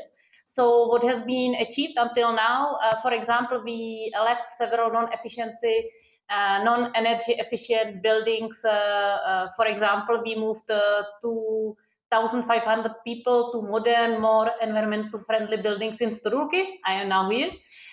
Prerequisite was that we introduce flexible working, not for lockdown time only. So we too have invested large sum in digitization overnight, from the purchase of secure laptops, strengthening online connections, to the creation of a completely new transmission, allowing secure encrypted channels. We are bank. We also reduced energy consumption and water consumption. For example, in back office, I am responsible for the daily operations of the bank. So in back office, we reduced paper printing by 43%. We also have new cleaning services chosen with this respect. You will not find PET bottles in the bank. We are not distributing paper leaflets to branches anymore. So this is more or less internally, but of course we also clearly show that we care where the money from the loans goes. SG and also KB has committed to finance 120 billion euro to clear renewable energy until 2023. Of course, we are not the newcomers up to now. We have financed mainly energy efficient investment in industry, photovoltaics, power plants. We are providing advisory to green bonds, for example, for big clients. And at the same time, we are committed to exit from coal sector. In order to reach this goal, we have reviewed our entire portfolio and had a dialogue with all clients coming from mining and thermal coal sector to discuss their transition plan. During our risk approval process, we are considering how the company is potentially at risk for its long-term operations and sustainability of the business model. I would like also to mention that we have 7 grams of CO2 will be saved by our new student payment card, which is fully recyclable. We have 220 recyclable ATMs. It's 1/3 of all ATMs. Our payments terminals are operated by carbon neutral company, Worldline. And the next time I will continue. But finally, we also were able to manage to provide banks daily operations as payments, cards, ATMs, withdrawals, cash flow, processing of state programs during all this pandemic year. And without being able to carry out these simple operations, life in lockdown would be unthinkable, as we wouldn't be able to pay for goods or services, nor would we have any cash. So this I consider also as sustainability. Mm-hmm. Thank you for this explanation. And now just one, I have to admit it, mystery for me. I don't know very much about the production chain of Velux company. So I would like to ask Solt Sabo, where are biggest adventures or challenges where you can reduce your emissions and to be carbon neutral? Yes, please. Yeah, thank you. So as you mentioned, we are production company. But before I will answer the question, I just really have to say that Martin from E.ON, like he was explaining these layers, it was like really perfectly explained what is the approach and what is our approach. And I'm very proud that I'm part of the Velux family. So Martin, thank you for the great explanation. What would be the right approach to this? Concerning carbon neutrality in our company, we have already decreased our carbon footprint by almost 50% since 2007. So we'll continue with investments in energy efficiency. We are shifting to renewable energy sources, installing solar panels on production sites or even in building sites in our offices. So this is one what we are already did. By 2030, we will become a 100% carbon neutral company. And as was mentioned, that we also not forgetting about our suppliers. So there is also a goal to help them to decrease their emissions by 50%. Then there was also mentioning packaging. So we already started the non-plastic packages in our products that we are delivering to our customers. So we are trying to innovate our design of our products, which is also will reduce the footprint of the carbon footprint significantly. By the way, our products in some cases are helping in the minus, so gaining some extra energy from the sun. So it's also nice. And what is probably also very important, that we have also a very ambitious target till 2041. So let's say within 20 years, we would like to also capture our historical carbon emissions. That means that since Velux was founded in 1941, we calculated by some experts that how many millions of tons of carbon dioxide was polluted. And We will invest to biodiversity projects developed and managed by WWF. So with this, to eliminate at all our historical carbon footprint, and also since 2030 or from 2030 be 100% carbon neutral for the future. So it's not easy. We are cooperating with advisors, with professionals in all segments, and we continuously, not only in our company, in our productions, but also in supplier sites, we would like to change it. So we believe that this is our responsibility to act as we are acting. So maybe that's the answer to your question, I believe.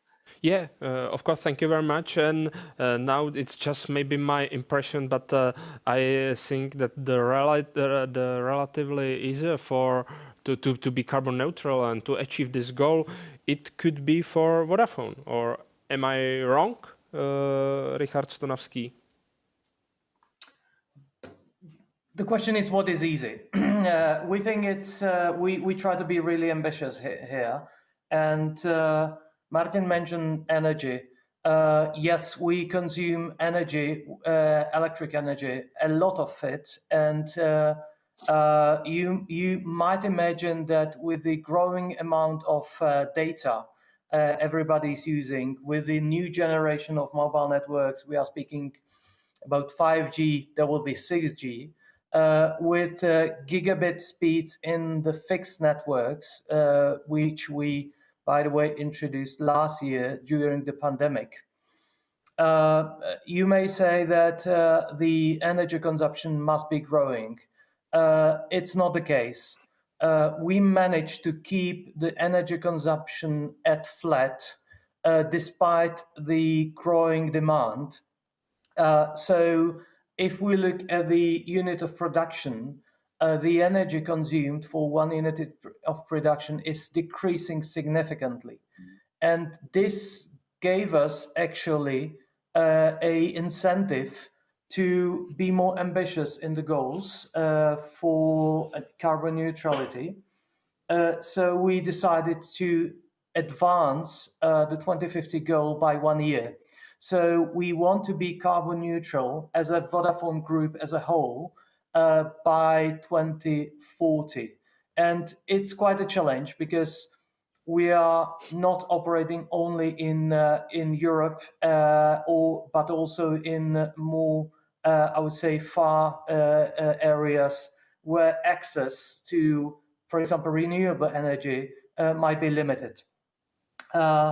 Speaking about this, let me say that another goal, not only energy, is the e-waste. So the old phones, old tablets that our customers were using and still have at home. There is a big challenge for us because we assume that there is roughly 10 million of old phones, smartphones and tablets in Czech households, and in every this gadget there are valuable sources of reusable materials. So our goal is to recollect and use this because 95% of the phone can be reused. And our goal is by 2025 to recycle or reuse 100% of what we are selling. Also, Martin spoke about green energy. This is something which we are really proud of. And we started actually with this in 2011. Since 2011, Vodafone Czech has been buying only energy from reusable sources. And we want to extend this goal to Europe, and Vodafone in Europe will be buying fully renewable energy by mid of this year. And Vodafone globally will have this target set for 2025. And our services also are helping others to reduce their dependence on energy and their carbon footprint. We may speak about the Internet of Things, the smart solutions, which are helping also, for example, the energy sector to set the network in a way to be more efficient. It can help to reduce energy waste through setting the temperature in an accurate way. We are providing logistic solutions which try to minimize the spend of gas and energy when transporting things from one place to the other. So, despite it's for many people it's strange that telecom operator is a producer of carbon, but it's the fact, and we need to tackle it, and we have tackled it, and we have really ambitious goals in this. So I was wrong, and during your speech, I just start to think how many old mobile phones I have in my flat, and I promise I will do something with it. So okay, thank you very much. And please do. Unfortunately, if you have an old TV set, it's big and it occupies place. Unfortunately, with a smartphone, you just put it into a shelf and it's there and stays there. So please, everyone, bring it back to any of our shops. So thank you very much for this challenge, and well, I think it's clear why Martin Záklasník and Tomáš Větrák are the last speakers to this issue, because I think that for energy sector it's a really big issue how to tackle it, and I know that both speakers just mentioned their goals. I want not I would like to ask what should be with more focus in Czech or European strategy in carbon neutrality goals. I don't know if you disagree with some goals at the European level, and if yes, what kind of change would you like to promote? So I would like to start with Tomáš Větrák.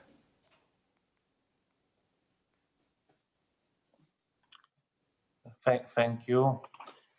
Yeah. I mentioned already about our ambitious goal regarding it, and now maybe I will try to be slightly more precise about what we are doing and how European legislation and environment can support us. So first of all, like this in energy sector, this kind of change means like huge investments I mentioned about. So for us to reach this neutrality goal means in Orlen Group by 2030 investments about 840 billion Czech. That's current calculation how we want to achieve just the first milestone. So we are talking about really big investments, and definitely what we expect and what we will be looking for is European support for not only like setting ambitious goal on European level, but also giving us some tools how to implement these changes according to like market situation, market conditions. So we are not asking like to postpone, as I mentioned. We fully share the vision to have carbon neutrality by 2050, and we really want to do this all this investment, all the adjustments to achieve this goal. Yeah. So all we need to have is support and kind of kind of like protection. If other countries like out of European Union will not follow the same way. So this is like longer debate, but definitely it need to be continued. Yeah. So that kind of voices from the industry were already mentioned many times on the discussion in Brussels.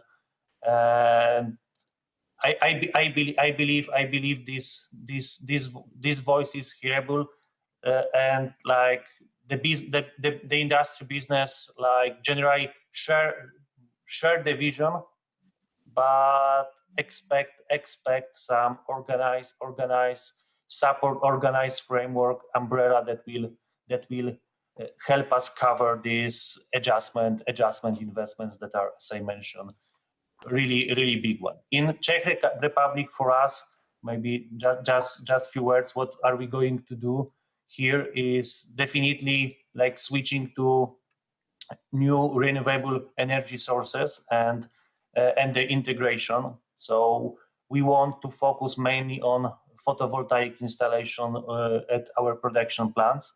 So this is like the key investment that will help us to be more green and full carbon neutral. Unfortunately, part of our energy need to be produced with cogeneration because we need also the steam for the production. So in this situation, we will switch from coal to more modern production plants fueled by gas and hydrogen. And we already install the new unit in our subsidiary in Neratovice, and right now we are launching the much bigger investment in our production plant in Litvinov. Okay, thank you very much for this explanation. If I may, I would like to ask about this question. Even Martin Záklasník, do you think there should be any different focus in green goals from your point of view? No, I don't think so. I actually generally appreciate, and I share the view of Tamás, that I appreciate that the date and the ambition was set, because there were huge discussions. Should we first have a huge feasibility study and talk about what is possible and what not, and then set the ambition, or should we set the ambition and then basically adjust the means how to achieve it, right? And I'm quite convinced that the European Commission has done a correct approach. I called it Steve Jobs' approach, because I liked the story of Steve Jobs when he was saying, I want a contract for my customers on one page. And his lawyers said, it can't be. There need to be this, there need to be that. He said, no, it's going to be on one page. And then they came back and said, yeah, look, it is possible, but it's going to have these risks and it's going to cost us this amount of money. And I like basically this approach of the European Commission, which resembles the, let's say, ambition goal orientation of somebody like Steve Jobs, right? There are funds to help the transformation fund, the EU funds. There are, however, two obstacles that we need to probably overcome. That is a concrete plan how to become climate neutral. I have to be very honest. Saying that Commodity Bank has 35,000 tons of CO2 emissions. A company like E.ON in the Czech Republic has 8.5 million CO2 emissions. Right? 8.5 million. I'm very sorry. I have to interrupt you. I don't know where is the fault, but now your sound is now wrong. So I'm sorry. I have to interrupt you, and it's good. I'm sorry about it, but it's good advantage for me because I have only a few minutes in this debate, and I have one really interesting question in the Slido application. And if I may, I would like to ask about it to you all. How do you manage dismissal of your employees? And have you prepared any CSR activities? So, floor is yours. I don't know who would like to react to these very interesting questions.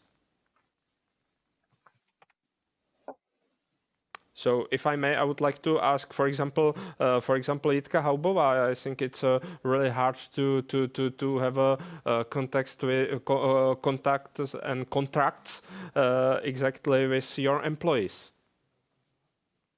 So, as I tried to mention in my first introduction, I think that we have to, as let's say, managers, but also on the non-manager level, to be able to bring this message that sustainability is very important and part of our strategy from the, let's say, general and global messages to the targeted.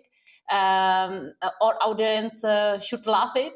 And as Mr. Záklasník mentioned, it's clear that each transformation has benefits and risks. And without any doubt, COVID pandemic has accelerated many existing sustainability trends, but introduced new risk and change the trajectory of others. And sustainability is part of our strategy, and the benefits are obvious and has to be obvious to our employees, and we have to be able to explain it.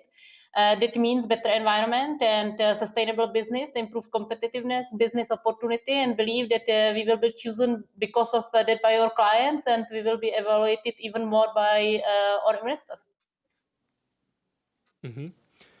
Okay, thank you very much for these words, and I'm afraid that we have out of our time, so I have to say very big thank you to you all, to all speakers, Jitka Haubová, Jan Hačinc, Richard Stonavský, Soud Sabo, Martin Záklasník a Tomáš Větrák, and I'm really glad that we can be part of this discussion of sustainable and responsible business, and of course, I wish you success, because your success will be success of the Czech Republic and whole Europe. Thank you very much. Thank you. Thank you. Bye-bye. Thank you. Goodbye. Goodbye. Bye-bye. Bye-bye. A nyní můžeme přejít zpátky do češtiny a zahájit třetí blok, a kterým bude druhá panelová diskuze manažerů udržitelnosti a CSR. Ale ještě než se do toho pustíme, tak poprosím režii o video OSN k cílům udržitelného rozvoje.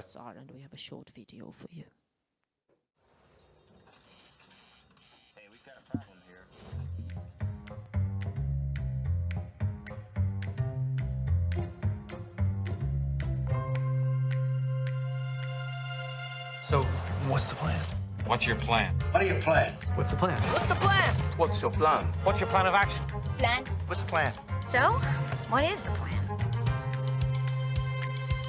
Wait, I have a plan. I have a plan. I have a plan.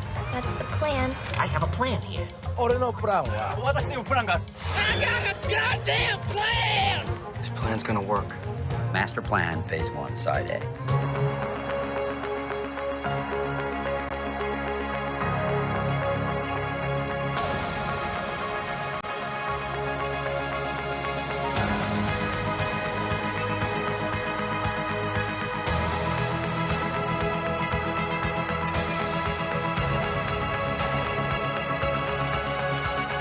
I love everything about your plan. भाई इससे कहते हैं planning. What's it say?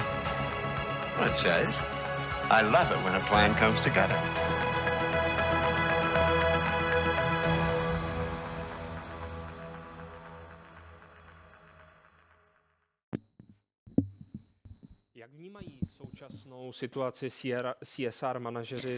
So, how is the current situation perceived by CSR managers, those people that are responsible for setting up sustainable strategies in their companies?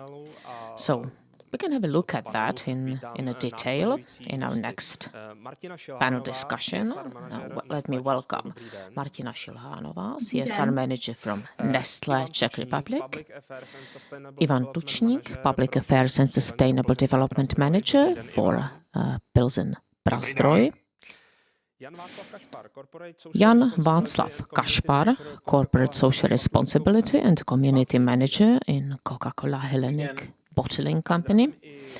And let me also welcome Petr Křivonoška, Tourism Business Development Manager in Fashion Arena Black Outlet. So I hope we can all hear each other.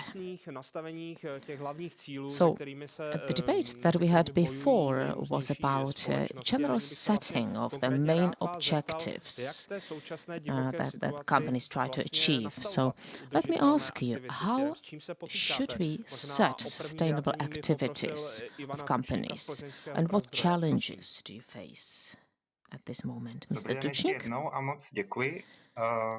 Thank you, and good morning to all of you. Well, we can have a look at it from two perspectives. First of all, many things have changed, but on the other hand, many things have not changed. So what has not changed in our company is our general direction. What has changed is the context within which we function. So we focus on some topics more than before, and others are pushed to the background. So what has changed in our company is that since last year, we have a new sustainability strategy. We called it the Future 2030. And that sets our objectives and ambitions for the upcoming decade. Basically, that strategy builds on what we've done in the past, what we've been doing for a long time, but it moves us further, and we're looking at a longer horizon in a more comprehensive and wider context. It is built on 7 pillars, and just as we've heard in the previous panels, one of the pillars and one of the objectives is carbon neutrality, which we would like to achieve by 2030 in our breweries, but we also perceive carbon neutrality in the context of the whole supplier chain. So by 2030, we would like to achieve carbon neutrality, reduce carbon production, carbon emissions in our supplier chain by 30%. We also continue with our efforts to reduce consumption of water in our production. Our target is 2.75 liters per liter of produced beer, and we also have an objective for our packaging. So either we want all our packages, bottles and other packages to be reusable or fully recyclable, so that they're not just so that it is not just technically possible to recycle them, but it is actually done. And we also want to reduce the waste production down to zero. So we do not want our production to produce any waste at all. And we also focus on people-related issues. So it's not just about natural environment, but also about people. So diversity, for example, is a big topic, a big issue. Inclusion and diversity, we look at it from various perspectives, because it's not only about gender equality, but also achieving equality, equal participation of men and women in managerial positions. And we also realize that we need to place stress on responsible consumption. So our key ambition is to achieve 25% share of non-alcoholic products in our portfolio. So our direction has not changed. We're still heading towards the same objectives, but we speed it up and we have bigger ambitions. And what has changed is the context. The context forced us to focus and accentuate some of the topics more than the others. Primarily, now it is all about health and safety. So we have to place more focus on the safe and healthy environment for our workers in our production units. So we place more focus and more care to various hygienic measures and hygienic tools and aids that people are equipped with, personal protection tools and so forth. It's becoming a standard, not only at work, but also at home. But we also focus on mental health because the pandemic has an impact not only on physical health, bodily health of our people, but also mental health. So we provide support through various assistance programs, and we also organize various training courses and workshops to help our colleagues to cope with the current situation.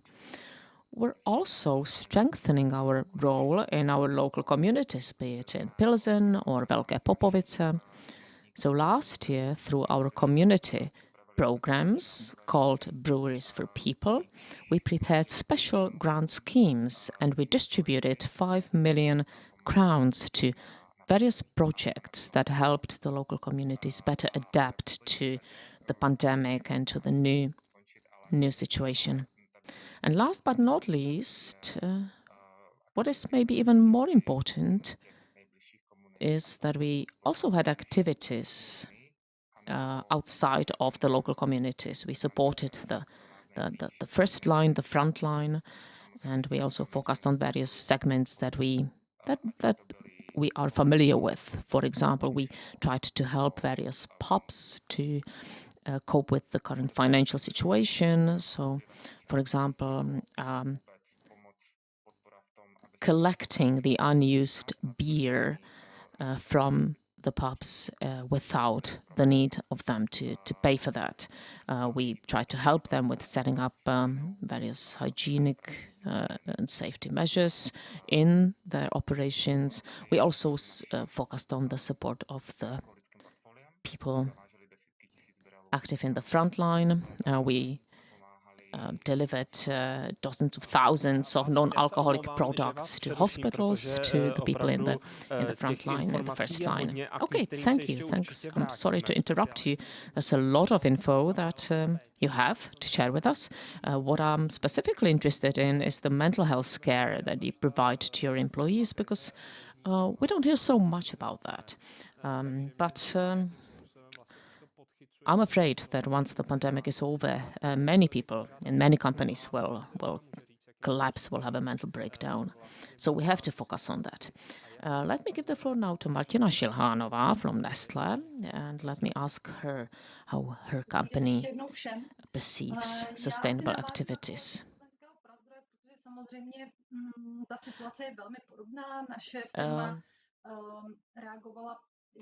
I think that Pilsen Prastroj is in a similar situation. We reacted in a similar way, which is logical. We have three pillars.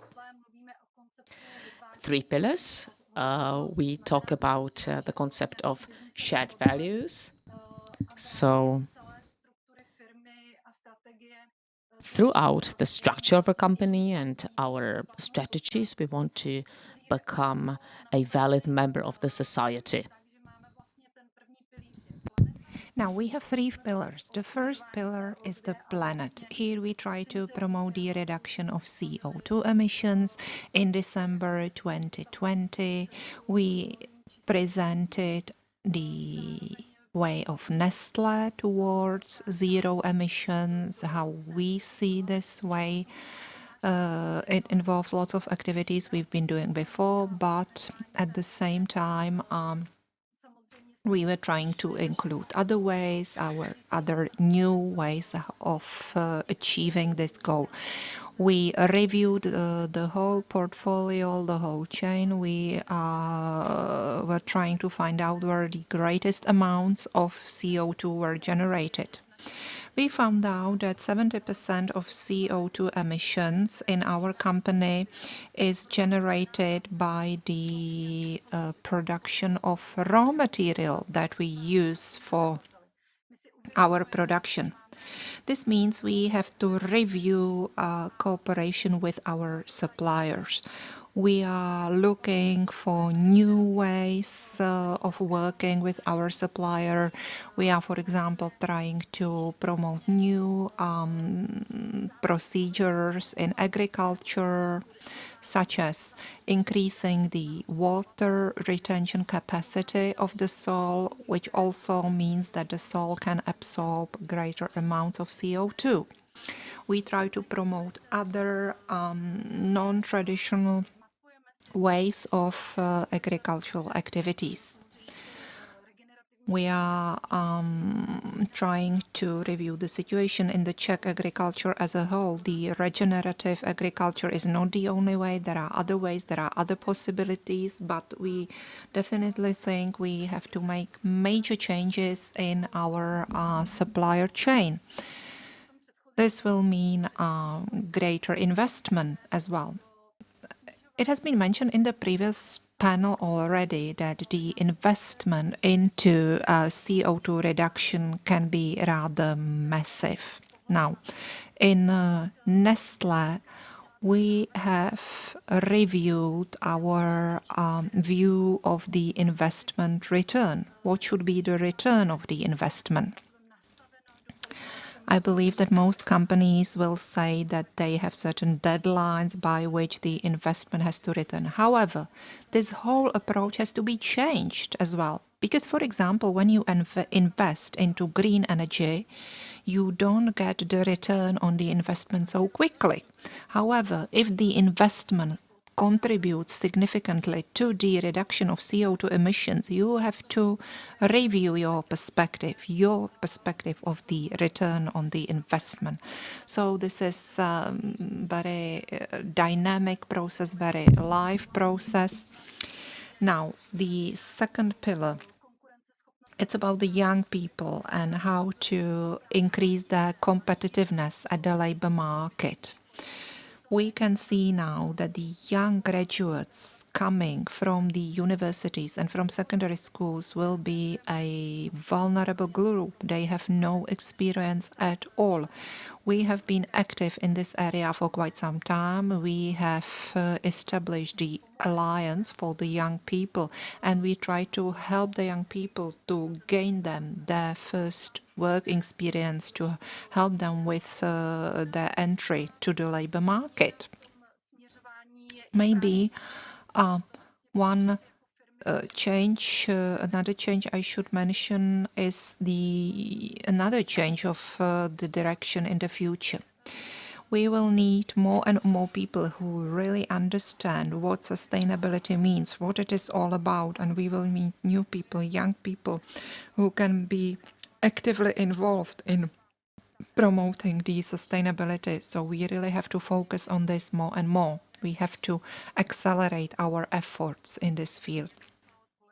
And the last but not least, we are trying to take greater care of our employees. We try to provide them with the protective equipment. Right now, the big issue is compulsory testing for COVID. At the same time, we try to make sure our company is as inclusive as possible. We promote gender equality, equality between people from different groups, from different backgrounds. This is the also closely linked to the general approach of the company. We were also actively involved in helping people in the front line, helping their children in preschool institutions. We were trying to supply them with the necessary products. At the same time, we were actively involved in distribution of all kinds of products. And in this way, we were trying to help as much as possible. We closely cooperate with the food bank. We supply them regularly with products that are then given out to people in need. Now the demand for this food went up by 30%. More and more families cannot afford to buy food. Those are new families who never had these problems before. Yes, thank you very much for very interesting comments. And now I would like to give the floor to Mr. Kaspar from Coca-Cola Hellenic Bottling Company. I'm sure you will listen carefully to Mr. Ivan Tučník, who said that their plan is to have 25% of their products non-alcoholic. However, we do not want to focus on business aspects. We want to speak about corporate social responsibility aspects. So what do you do in this regard right now? Yes, thank you very much. Thank you for the invitation to this interesting event. Well, when you said alcoholic, non-alcoholic, let me mention that in our company we also supply some alcoholic products actually. So that's just a little comment to begin with. As to the situation in the previous year, I think colleagues speaking before me already described the situation rather clearly. Now the situation changed dramatically. Some CSR priorities changed as well, and we were trying to follow the new situation, to respond to it, and we were trying to help the local communities in need. Now, of course, one priority were our employees. We were trying to protect the health and safety of our people, not only people in the manufacturing facilities, but also our dealers. We have some 500 people selling our products, so we've been trying to protect them as well. Then, similarly to what Martina said, we were also trying to get more involved in helping the hospitals and other facilities. At the same time, we were trying to look after our people working in the stores and in other facilities. If you remember last year, in April, some dramatic changes took place, and we were trying to make a gift to every person working at the cash desk at that time. So these were some major changes, and at the same time, what we did at that time, we reviewed all our priorities and changed some of them. We also established new long-term partnerships. For example, I would like to mention our partnership with the Red Cross. We've been helping them a lot. Then, as to our new priorities, I would like to mention one thing. It has been also mentioned by Martina, and that is giving greater support to the young people. Now, support to the young people became more and more important in 2020, especially as regards the young people from the disadvantaged background. Many young people started losing their jobs due to the COVID situation. So we've been trying to help them as well. Of course, in trying to use the possibilities of the online environment. Now, what didn't change though, and this has been also already mentioned by my colleague from Pilsen Przdroj, is the following thing, which we always have had as a priority, is the corporate social responsibility on two pillars, namely protection of the environment and water resources.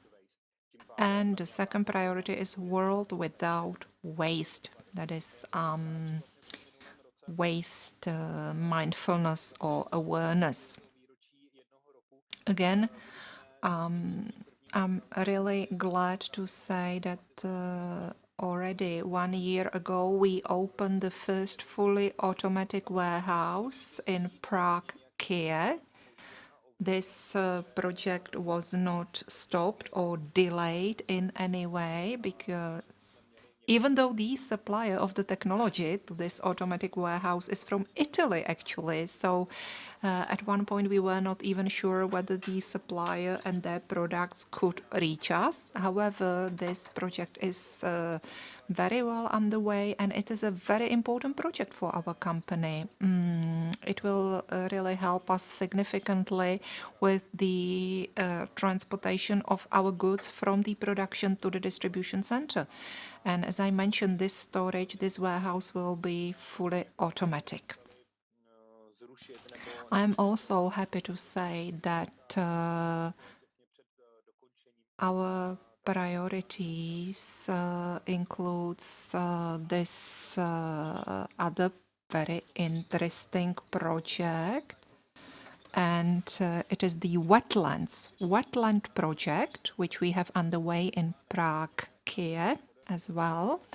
Now, this is a very interesting project. When we were modernizing our manufacturing facility, what we first had in mind was this traditional water retention container. However, in the end, it turned out that this would be actually more expensive than the wetland project. So we then decided to go for the wetland project, which is a very good project. It is cost effective, and it also helps to improve the climate in the district of Prague 14.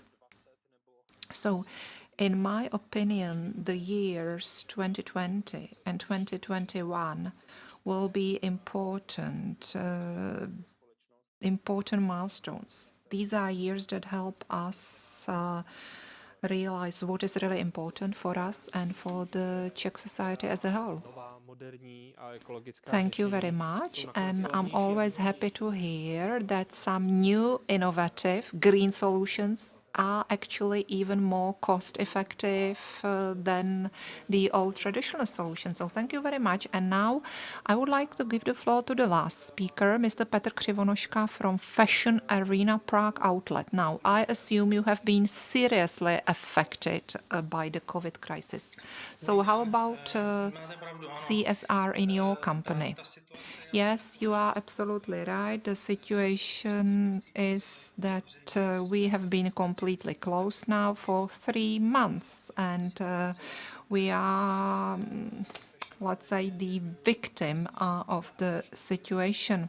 Now, I myself have been responsible for the international tourism, and it was almost completely closed down already 1 year ago. However, on the other hand, this gave me great more time and space to focus on corporate social responsibility.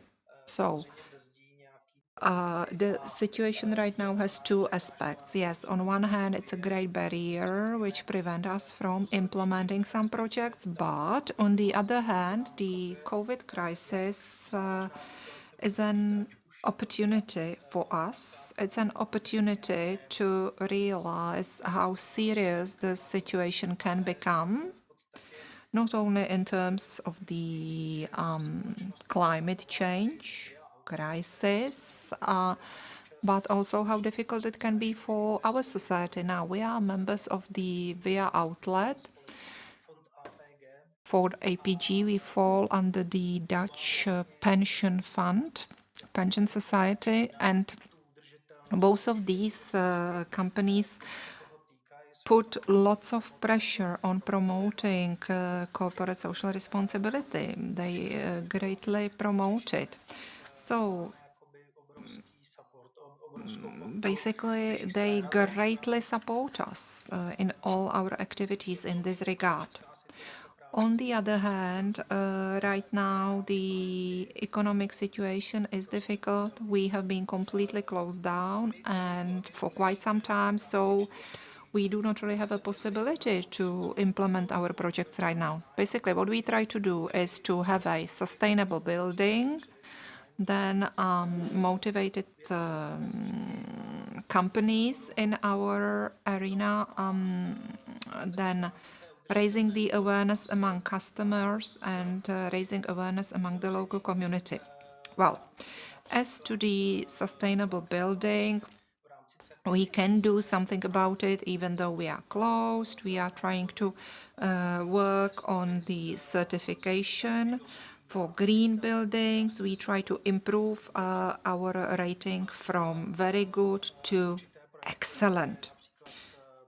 We've been implementing some projects in this regard, such as preparing the photovoltaic systems or using the rainwater for plant watering. As to the engaged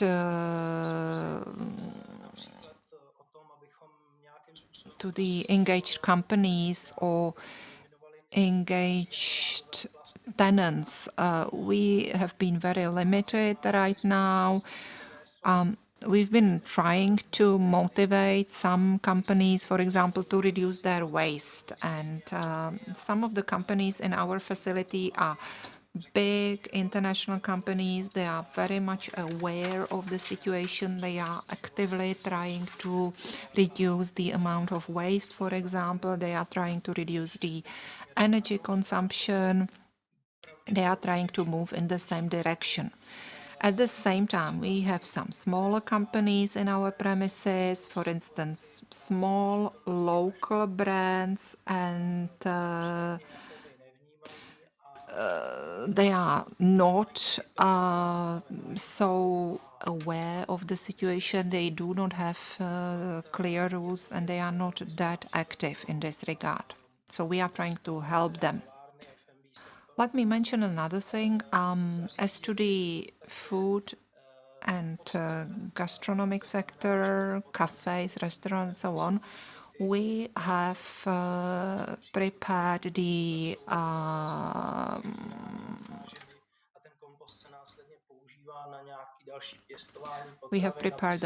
little composting plant or composting facility on the premises that should help them to process their waste, and in this way they can generate clean food. It can be sufficient for restaurants. Thank you very much. Yeah, I would like to mention one more project, slightly smaller project, what we've been implementing right now. So, what we did, for example, we have changed all our washing substances. All the washing substances which we use on our premises are organic. Or another thing I would like to mention is the beehive project. Something that we have started on the premises, which could be even useful for our own trees. Yes, thank you very much.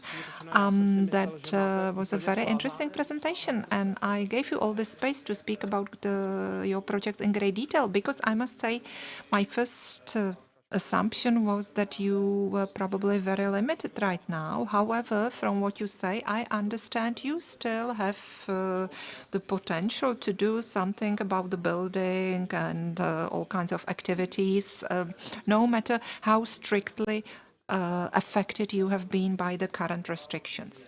Now, we have had many interesting topics here, and now I would like to follow up on two of these.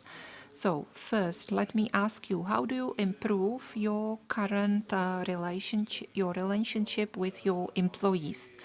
Because on the previous fora, we were speaking about issues such as what can you do to help people on parental leave, or how to improve the situation for other groups of staff. However, right now the big issue is not only how do you keep a job for your people, but at the same time, what should you do to improve the mental health of your people and their general well-being? So that's one thing. And the second thing is the stakeholder dialogue.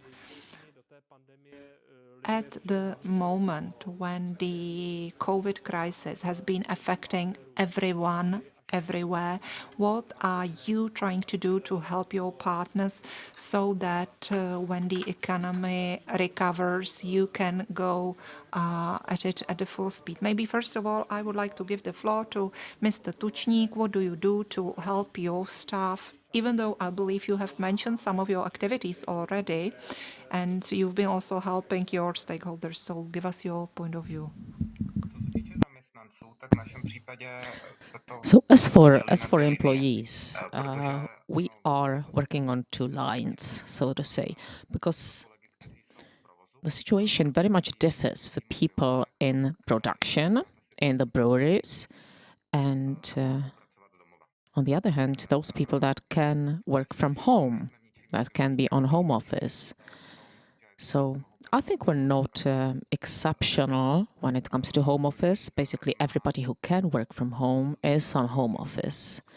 It has its advantages, but it also has many specificities, specific features that we have to adapt to. So if I focus on that group of people, that group of employees, we do our best to keep them engaged. It is a lot about information provision, so informing people, because what we miss is the small talk that we normally have during breaks in the kitchen areas.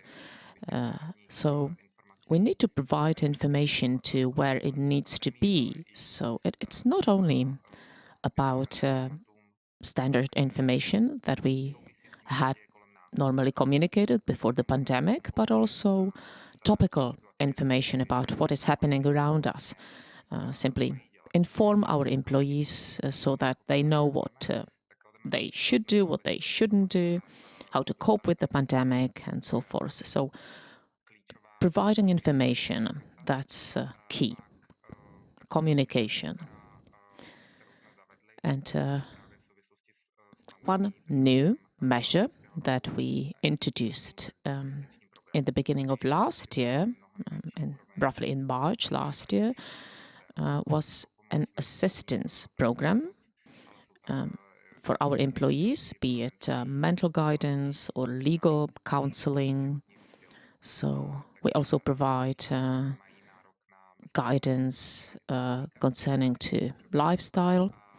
So every employee has a right to consult with an expert in case they need it, in case they feel the need.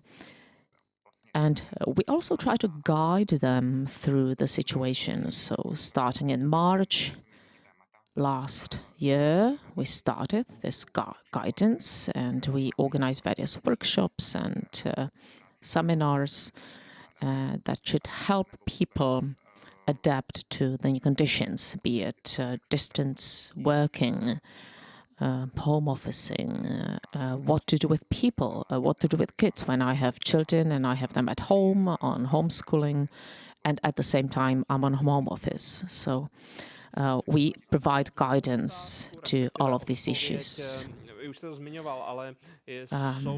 And when it comes to the second question, you've mentioned some of it, but still, do you have some positive programs towards your partners?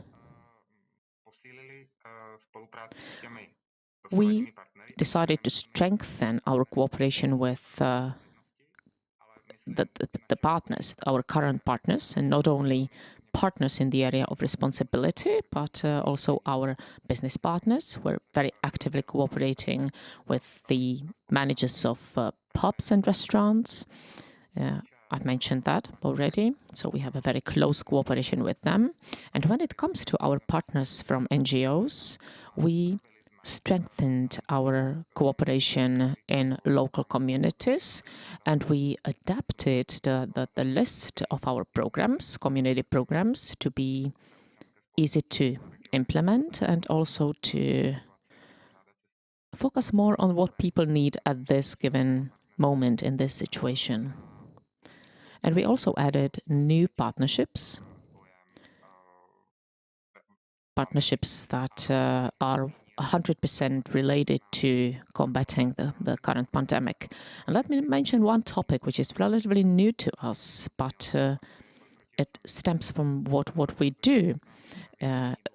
Combating loneliness, because mental health is not only important for our employees, it's one of the major topics that we deal with, but there are communities, there are groups of people in the society that were most hit by the pandemic, and sometimes they're forgotten. I'm speaking specifically about senior citizens. So we started cooperating with a number of organizations. We support volunteers in this area, and we started a number of joint projects to help senior citizens, especially those that live in senior citizens' homes or various facilities. So we try to make their lives easier and more pleasant, and to make them feel that they're not alone in this situation. We try to make it easier for them to cope with this, cope with all this.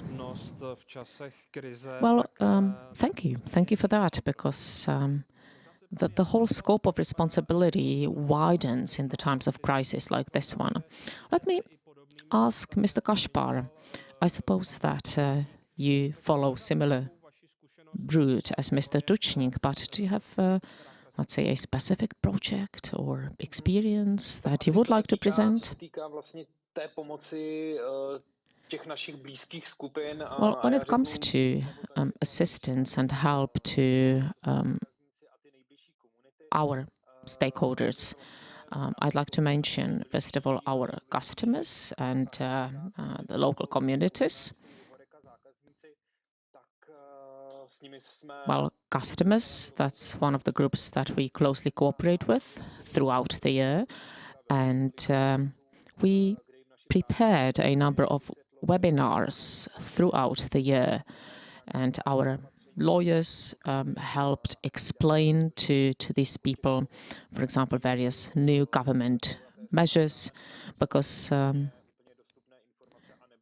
it may happen that the managers in pubs and restaurants do not have comprehensive information, or they do not fully understand it, or they don't know what to do with it. So our lawyers explained it to them through webinars.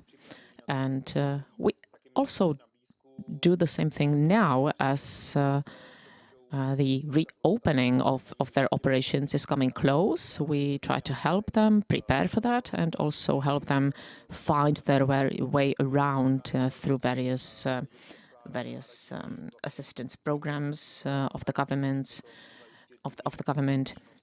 We help them provide for health and safety in their operations, for their employees, and also for their customers. We have our specific program focusing on young people, and that program goes hand in hand with another program.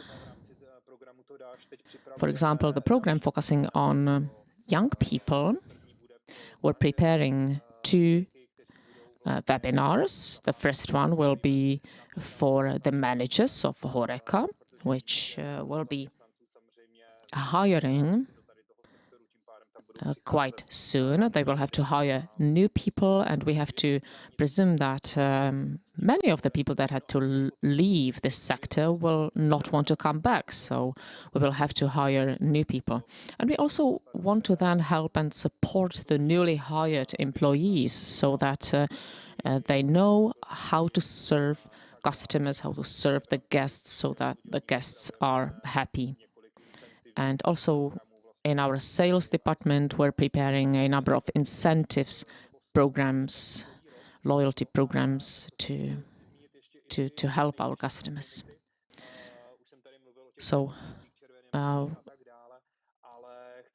there are also local communities that we try to help. I already mentioned hospitals and the Red Cross, but there is a local community in Prague 14 where we have one production operation, and in Bromov area where we have another production operation. So throughout the pandemic, we've been in close touch with Prague 14 town hall and also with the municipalities in the Bromov area, Bromov region.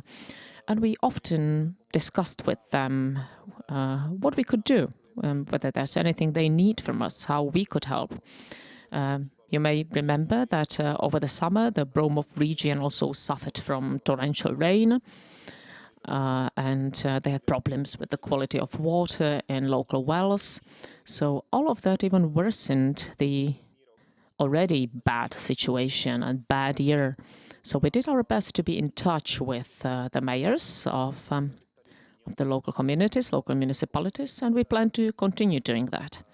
So these are maybe two aspects of communicating with employees and communities. So we still have about a minute or two, so maybe let me give the floor to Martina Šilhanová and ask whether you started a new partnership as well in this crisis situation. I remember you mentioned your support to the food bank, but there will be others, I believe. Well, I will not repeat what my colleagues have said. We have similar projects as they do, but I must say I'm really proud of our employees, of my colleagues, because we opened a number of calls for collecting resources amongst our employees. So in the beginning of the pandemic last year in March, we collected money for senior citizens' homes so that they can raise the quality of health care for the sick clients of the senior citizens' homes. And that collection lasted for maybe 2 weeks, but we gathered hundreds of thousands of crowns, and I'm really grateful for that and happy for that. We also tried to change the procedures and processes in our company to minimize food waste. So those food products and foodstuffs, if it was at least possible to donate it to the food bank, we did it. And we also asked our colleagues from the marketing department to support us. So in December, within 3 weeks, we delivered 20 tons of foodstuffs to the Prague food bank. And it was a large gift, a large donation for them. And we also responded to the government appeal just before Christmas when the situation was getting worse. And we started tracking. So we have some 20 colleagues that are involved in tracking. So they sit on the phone and call colleagues that were in risk contact with people that proved to be COVID positive. So it is a tough job. You have to be on the phone. You have to cope with responses from the colleagues that are frustrated, that do not know what to do. So you act as a psychologist to some extent. And I'm really grateful and proud of my colleagues because that kind of work is very demanding. They have to be very flexible. And as we've heard before, even our colleagues need mental support, and we do that. We provide that to our employees, to our colleagues when they need it. Well, thank you. Thanks for describing all that. Well, who would think a year ago that a company in the food business will be a part of the critical tracking infrastructure? But we're all doing what we can. Well, thank you very much. That's the end of this panel. So many thanks to Martina Šilhanová, Ivan Tučník, Jan Kašpar, and Petr Křivonoška. Thank you for being on this panel and sharing your experience and showing that despite the pandemic, you not only you don't give up your CSR activities, but you even expand them further. So good luck to all of you. Thank you. And all that's left is the final summary that is up to me. I'm really glad that we've managed to offer to you a discussion on the topic of sustainability and to offer various perspectives to you. We had a representative of the European Commission, of the UN, of the Ministry of Environment, and many companies. I hope that all those companies that will want to tap into various subsidy funds listened carefully. We also have representatives of the capital city of Prague and specifically also Prague 6, the mayor of Prague 6. But the highlight of this morning were the panel discussions. So I'm really grateful that we had a chance to discuss with top managers of many companies what they do in these difficult times. And I'm glad that we could hear that they don't resign on their CSR activities. And I haven't even heard any one of you doubting, for example, the climate goals. All of you, even those representing the energy companies, were saying that you have no doubts and that we have to achieve these objectives. The sooner the better. And I'm also glad that we could have the second discussion panel, which was a bit more specific compared to the first one, which was more general. In the second panel, we shared specific experience presented by the representatives of companies, what they can do. For example, if they have an empty call center, they can offer it for public purpose. In this case, tracking people, infected people. So I'm happy that companies do not resign on their responsibility and rather the opposite, they even widen it, extend it. So what's next? What's in front of us? The UP 2021 Forum team showed a lot of interest, and people are also interested in the upcoming events, for example, roundtables called Responsible Czech Republic. So please apply if you want to be a part of our call, Responsibly 2030. Please register. If you want to share your experience within your sector or even outside of your sector, please do it. You can find all information on the web pages of Business for Society. So when it comes to our next events organized by Business for Society, on the 11th of March, as the International Women's Day, we organize an event for our members and signatories. We also will have a 5th annual conference called Mothers and Fathers Welcome. We also prepare events in the context of the months of the diversity months. And also volunteering, corporate volunteering, that's another topic that is running and that needs to be further developed and expanded. We've heard from our guests and panelists what can be done. So once again, on the 11th of March, Give and Gain. That's an event that can support volunteering. And again, you can find more information and details on our webpage. The Diversity Day is planned for the 21st of May. So that's all from me. Many thanks to all of you. Thanks to the whole team of Business for Society for organizing the UP 2021. And last but not least, let me give the floor to David Attenborough and his mission presented at COP 2026. The value we place on a stable natural world will ultimately determine its future. Do we invest money in the practices that take us deeper into this crisis, or in the solutions that could get us out of it? Other CIO told me our job is to save money, not to save the planet. But I counter-argue, saying like, what's the point of receiving a pension when our children cannot even play outside?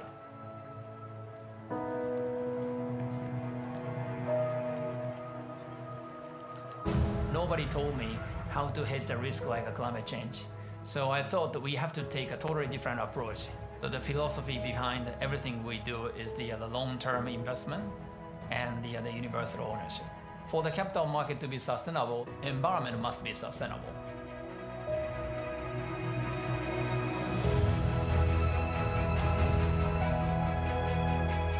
The financial sector is an enormously powerful and effective force and can be a force for good.